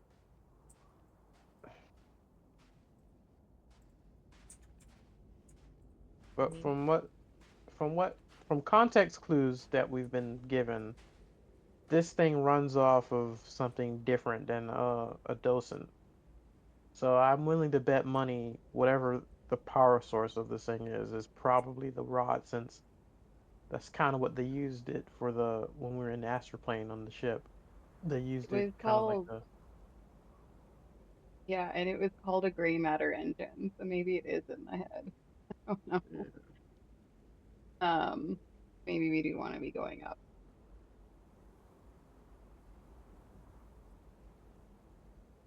room. But think of all the loot we'll be missing out on that's potentially in this cave. I mean, if you want to go through the caves, you can go through the caves. Oh no, see, I'm debating with my comrades like what we want to do. Probably more dangers in there too. Potentially.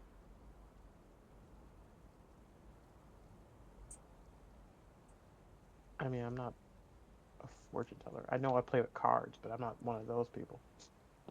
Can't tell your fortune. Um, I mean, we can try and start from the top, regardless. Uh, Now, remember what Mercy had told you is that there is a magical barrier around Landro where it is mm, impossible to enter except for where the barrier has already been broken. So Hmm. it might not be as easy as just getting into the head. oh yeah, he did say that, or they did say that. Uh, There's a tunnel that leads right to a its foot. form the leg. Uh, huh. I guess we just go in the tunnel. Prob odds are it might lead through a crack in the armor for the barrier. There, point. We've decided, God. We're going forward through the mountain. Okay.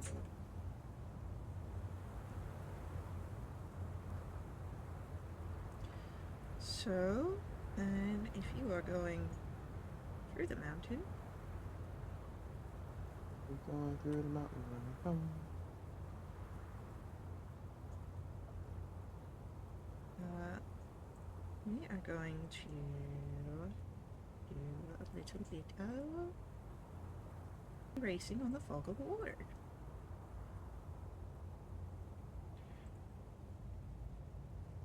So, Fog? Don't you mean giant black paint spot? right? So, the jagged cave entrance that you enter, it resembles this almost yawning maw. You see warped stalactites that droop at odd angles like monstrous fangs, and there's a shallow stream of thin gray liquid that um, dribbles from the uh, the hole that has formed these stalactites, and beyond the cave entrance is darkness. You will need a light source or some other way of seeing in the dark to proceed. Without being blinded, that is. I think we all have the ability to see in the dark, right? What about our human? I thought he had the goggles, didn't he? You? No, I don't have any goggles or anything. Yeah, no Hmm. dark vision on Hugh. I think I'm thinking of another game. Sorry, too much Dungeons and Dragons in my life. Am I right? No such Um, thing. I know. Uh, do you I have a want? torch in my backpack. You have what? I have a torch in my backpack, and oh, I can cast daylight. Might be a little too intense. A torch For might work since I believe daylight is stationary. And cast daylight on an object. Oh, you yeah. can cast it on an object. Okay. I Uh, can cast light on your sword or any that way you don't have to carry a torch and not be able to use Sure. your weapon. Also, my sword is made out of has fire on it, so I kind of feel like it would anyway. But If it doesn't have like the actual like radius, I would say that it's very similar to a candle, so like you could see like immediate in front of you, but not like the full thing. Okay. okay. I will quickly tap his sword to have light on it. All right. So, as you proceed further now with light, you would come to an area that you see is filled with corpses of recently fallen soldiers. They seem to be human from your glances across. They bear fine weapons, well oiled armor, and they're scattered about this very musty cavern. Do I get can I do an Arcana to see if there's any magical hue from the weapons and armor? Um, yeah, go ahead, give me a Arcana check. Nope. They look mundane to me. Go ahead, also roll me an investigation check at the same time, I'd say. Yeah.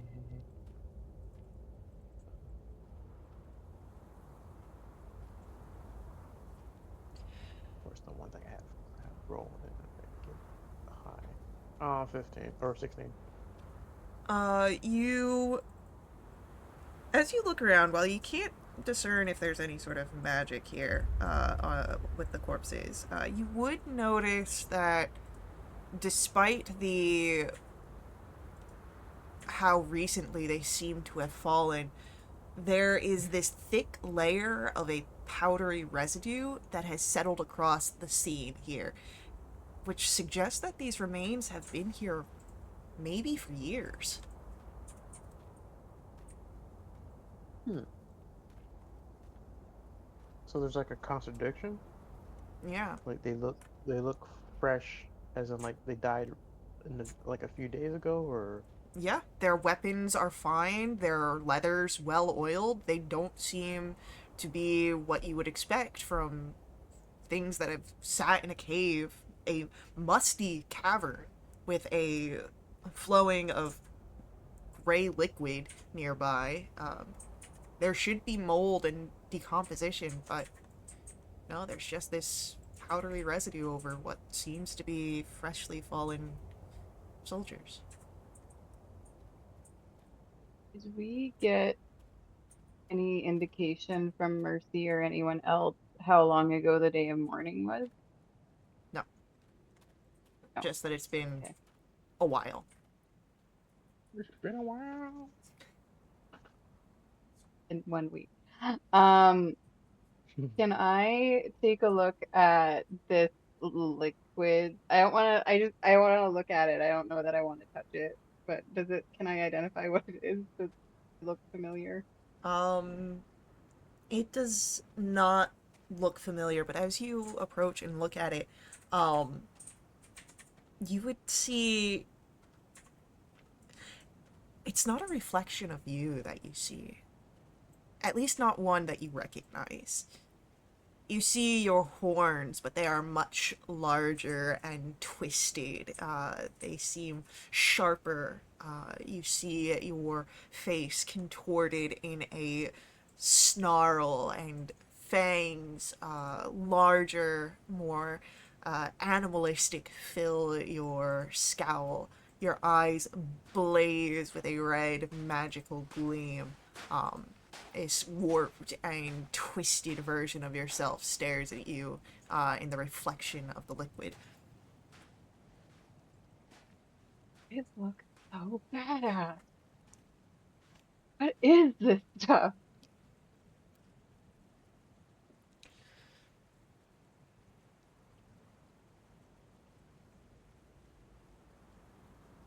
But as you look between this and the bodies that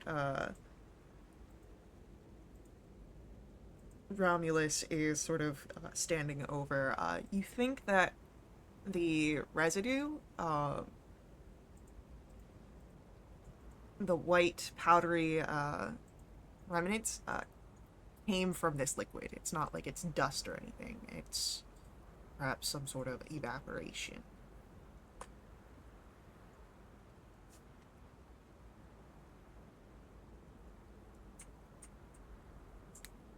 Is there like a rock or anything? Yeah, there's tons of rocks. This is a stone cavern. Um, I don't know. 2 plus 2 ain't adding up right now. I'm gonna throw a rock at one of the bodies. Okay. Um,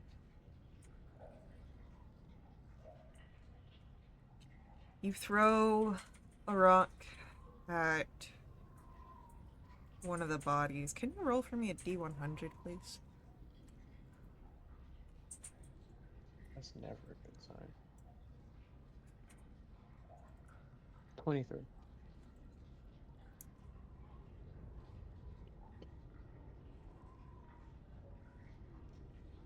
As you hear the clang of the rock striking the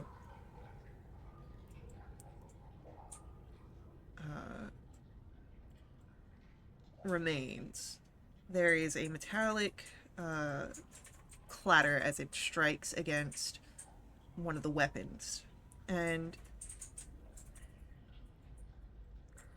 it seems like there is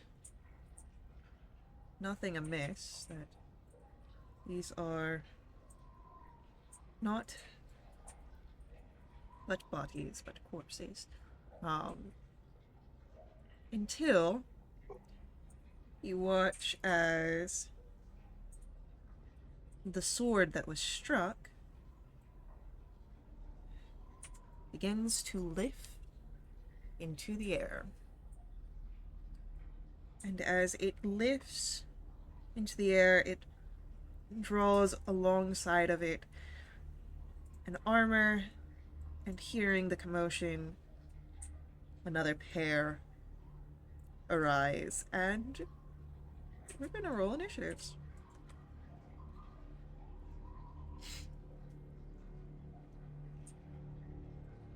I knew something was amiss. God Like every time.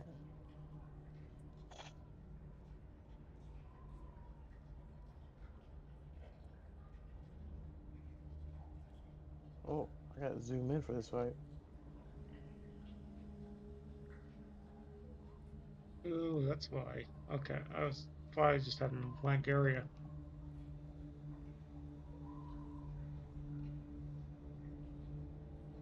Yeah, Landro is big. I'm very excited.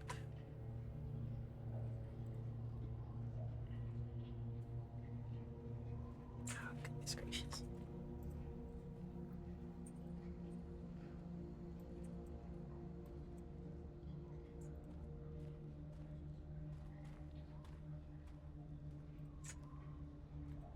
Alrighty.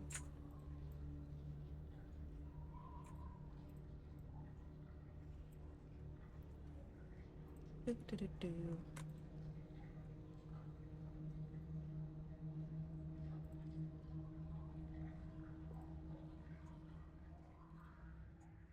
So, Hugh, you get to start. Okay, I'm not sure what the sword's deal is, so I'll just go up to this animated armor and attack it. You will Hunter's Mark it and go. 19 and yep, 29. Alright, so both of those will hit.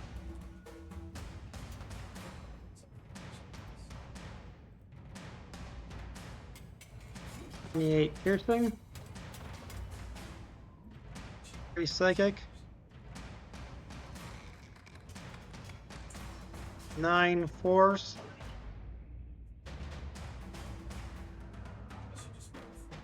And 15 fire. Alright, so you would notice that it is immune to psychic damage. But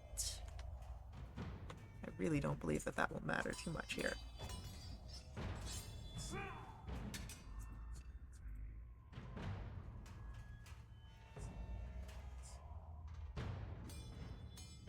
Yeah, it's down.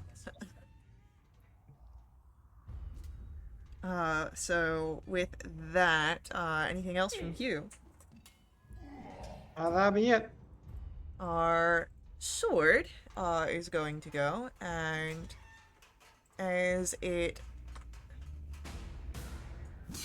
will fly over this.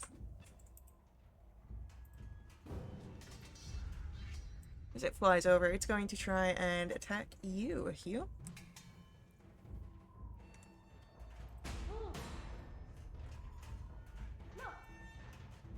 That'll be Do you want it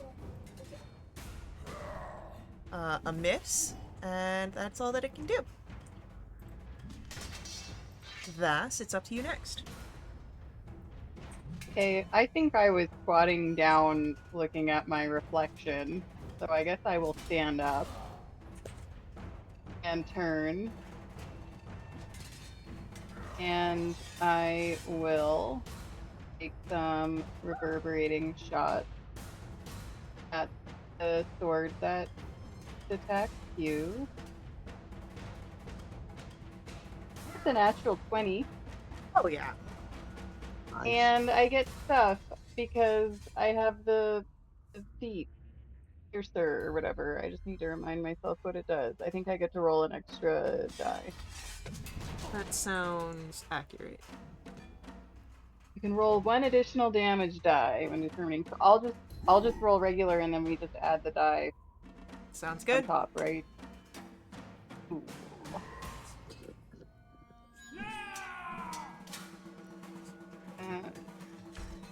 Got rid of my thingy. So that right. 7 and 2 is 13, 9. 15, And then and then- another 9 from sneak attack. which would also get Oh. the Get extra, 18 on top of that. and that thing's dead. AF. And then, yeah, 5 thunder if it matters. Well, oh, it's It's gone. yeah, Alright, well, I guess I'll take my second attack at the other sword. yeah. That is a 14. A 14 unfortunately does not hit the sword. Okay. Alrighty. Bonus action. Did anyone use their bardics last time, or do you guys still have them? Well, I it's been used over mine. an hour since. Oh, it's Over an been hour. over an hour. Right, Yeah. okay. Well, Romulus is up next, so I'll give you a bardic. Much appreciated. Our animated armor is going to clang over towards Hugh and will raise a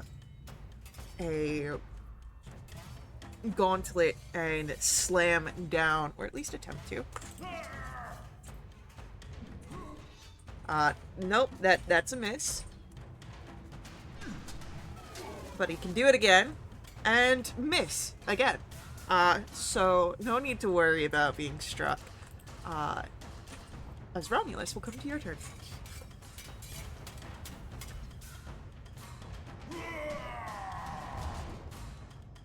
Well, do we have an AFK Romulus?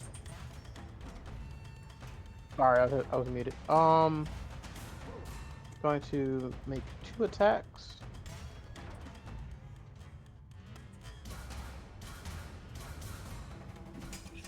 Oh, And first attack. 19. Definitely or hits. 29.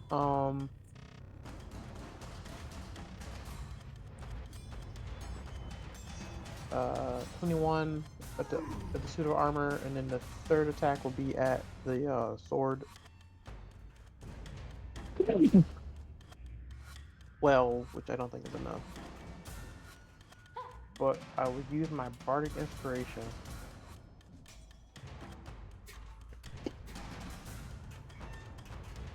Will that be enough? Total becomes a 17. Yeah, 17 just hits the sword. Alright.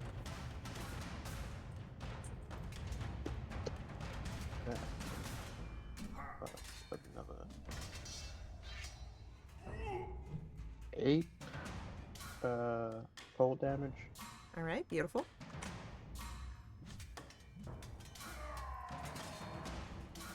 Another 8. Uh, 9. And It's then looking pretty bad. that's the 2 attacks to the armor. Yep. And then this is the attack for the sword. 8.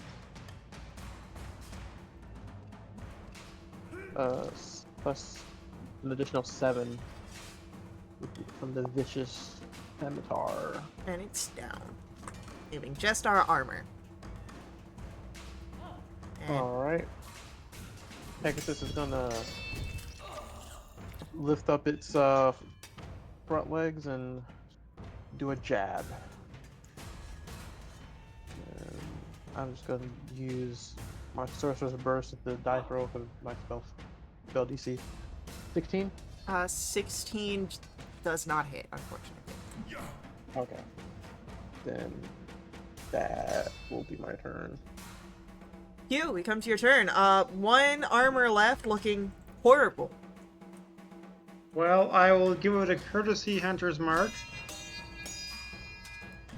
And then, oh my god, I crit.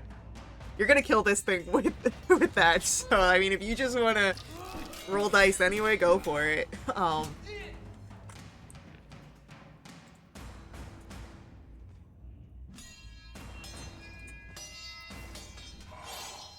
I assume that's a buttload. Yeah, 100%. And it's enough for overkill. So this thing just clatters down to the ground, and you are no longer having to worry about any sort of threat here. Okay. Guys, I think we can anticipate some resistance as we go deeper here. So I'm gonna debuff, give myself long strider and magic weapon my bow. And I'm gonna bring out my big guns early. I am going to use my cast a level 4 summon A. Cool. So he will now finally get 2 attacks. Woohoo! This will be the concentration one that will last for an hour. Okay. Um, I guess you want to go right? 'Cause I think it's going closer towards Leandros's body. I think at least part of it.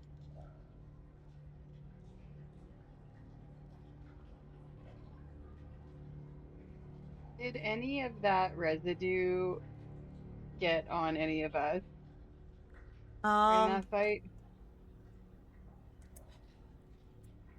I'm gonna say no.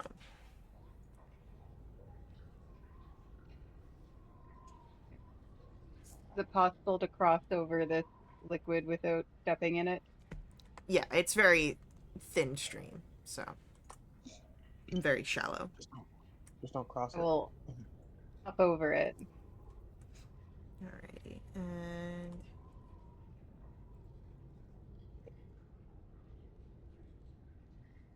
my erase. Before I go, can I kick a pebble into it and see what happens? There is a ripple in the liquid, as you might expect.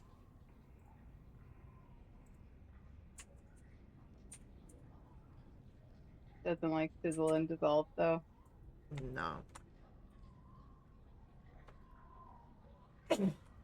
That's good.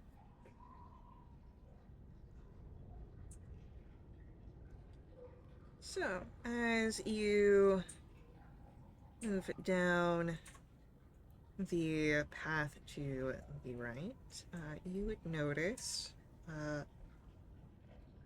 that there is a split in the path ahead.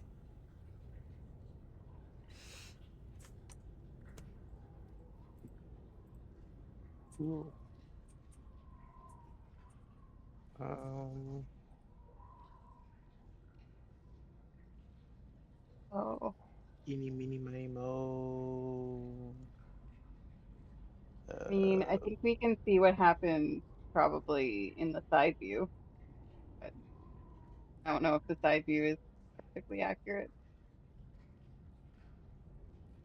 Well, technically we don't know what the path is, but That's true. We don't know what the side view looks like.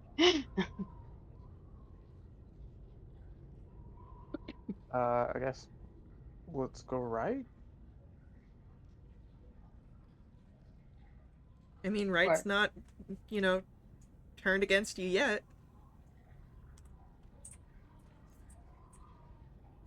The big ass circle. Alright, fog of war. Come on. Erase.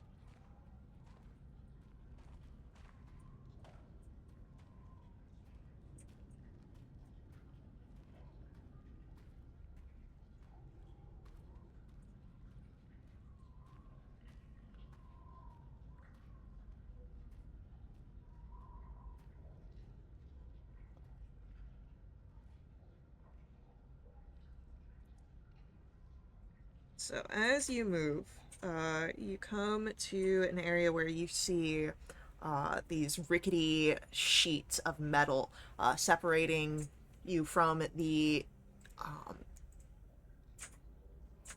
what's beyond. And as you are able to approach, you hear there is some growling emanating from behind the sheets.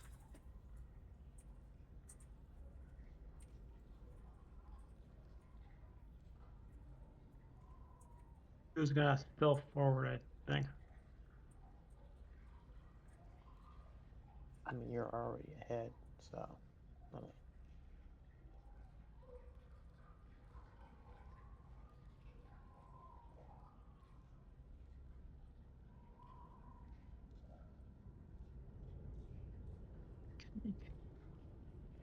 Sneak, sneak, sneak.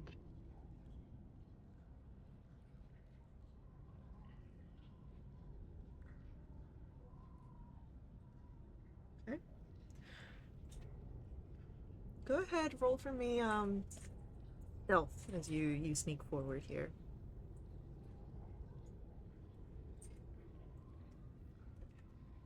Beautiful. 27. Beautiful.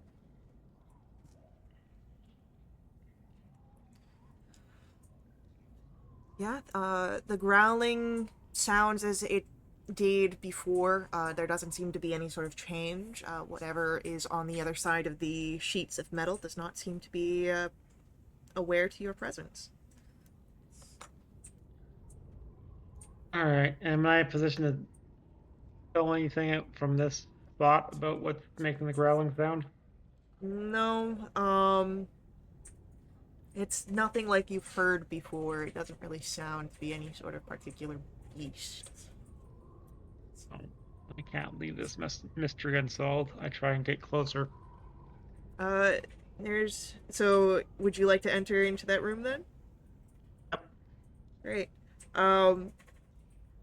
As you open the door and step in, you would see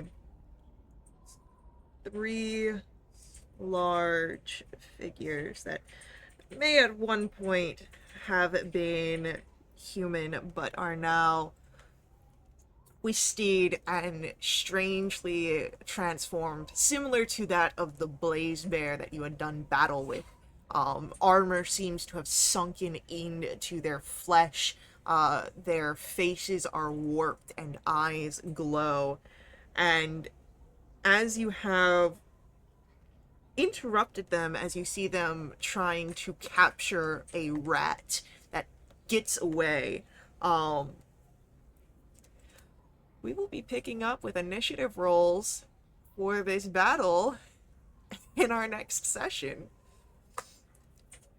So, thank you guys for playing. I hope you guys had fun with that one. And I'm just gonna pop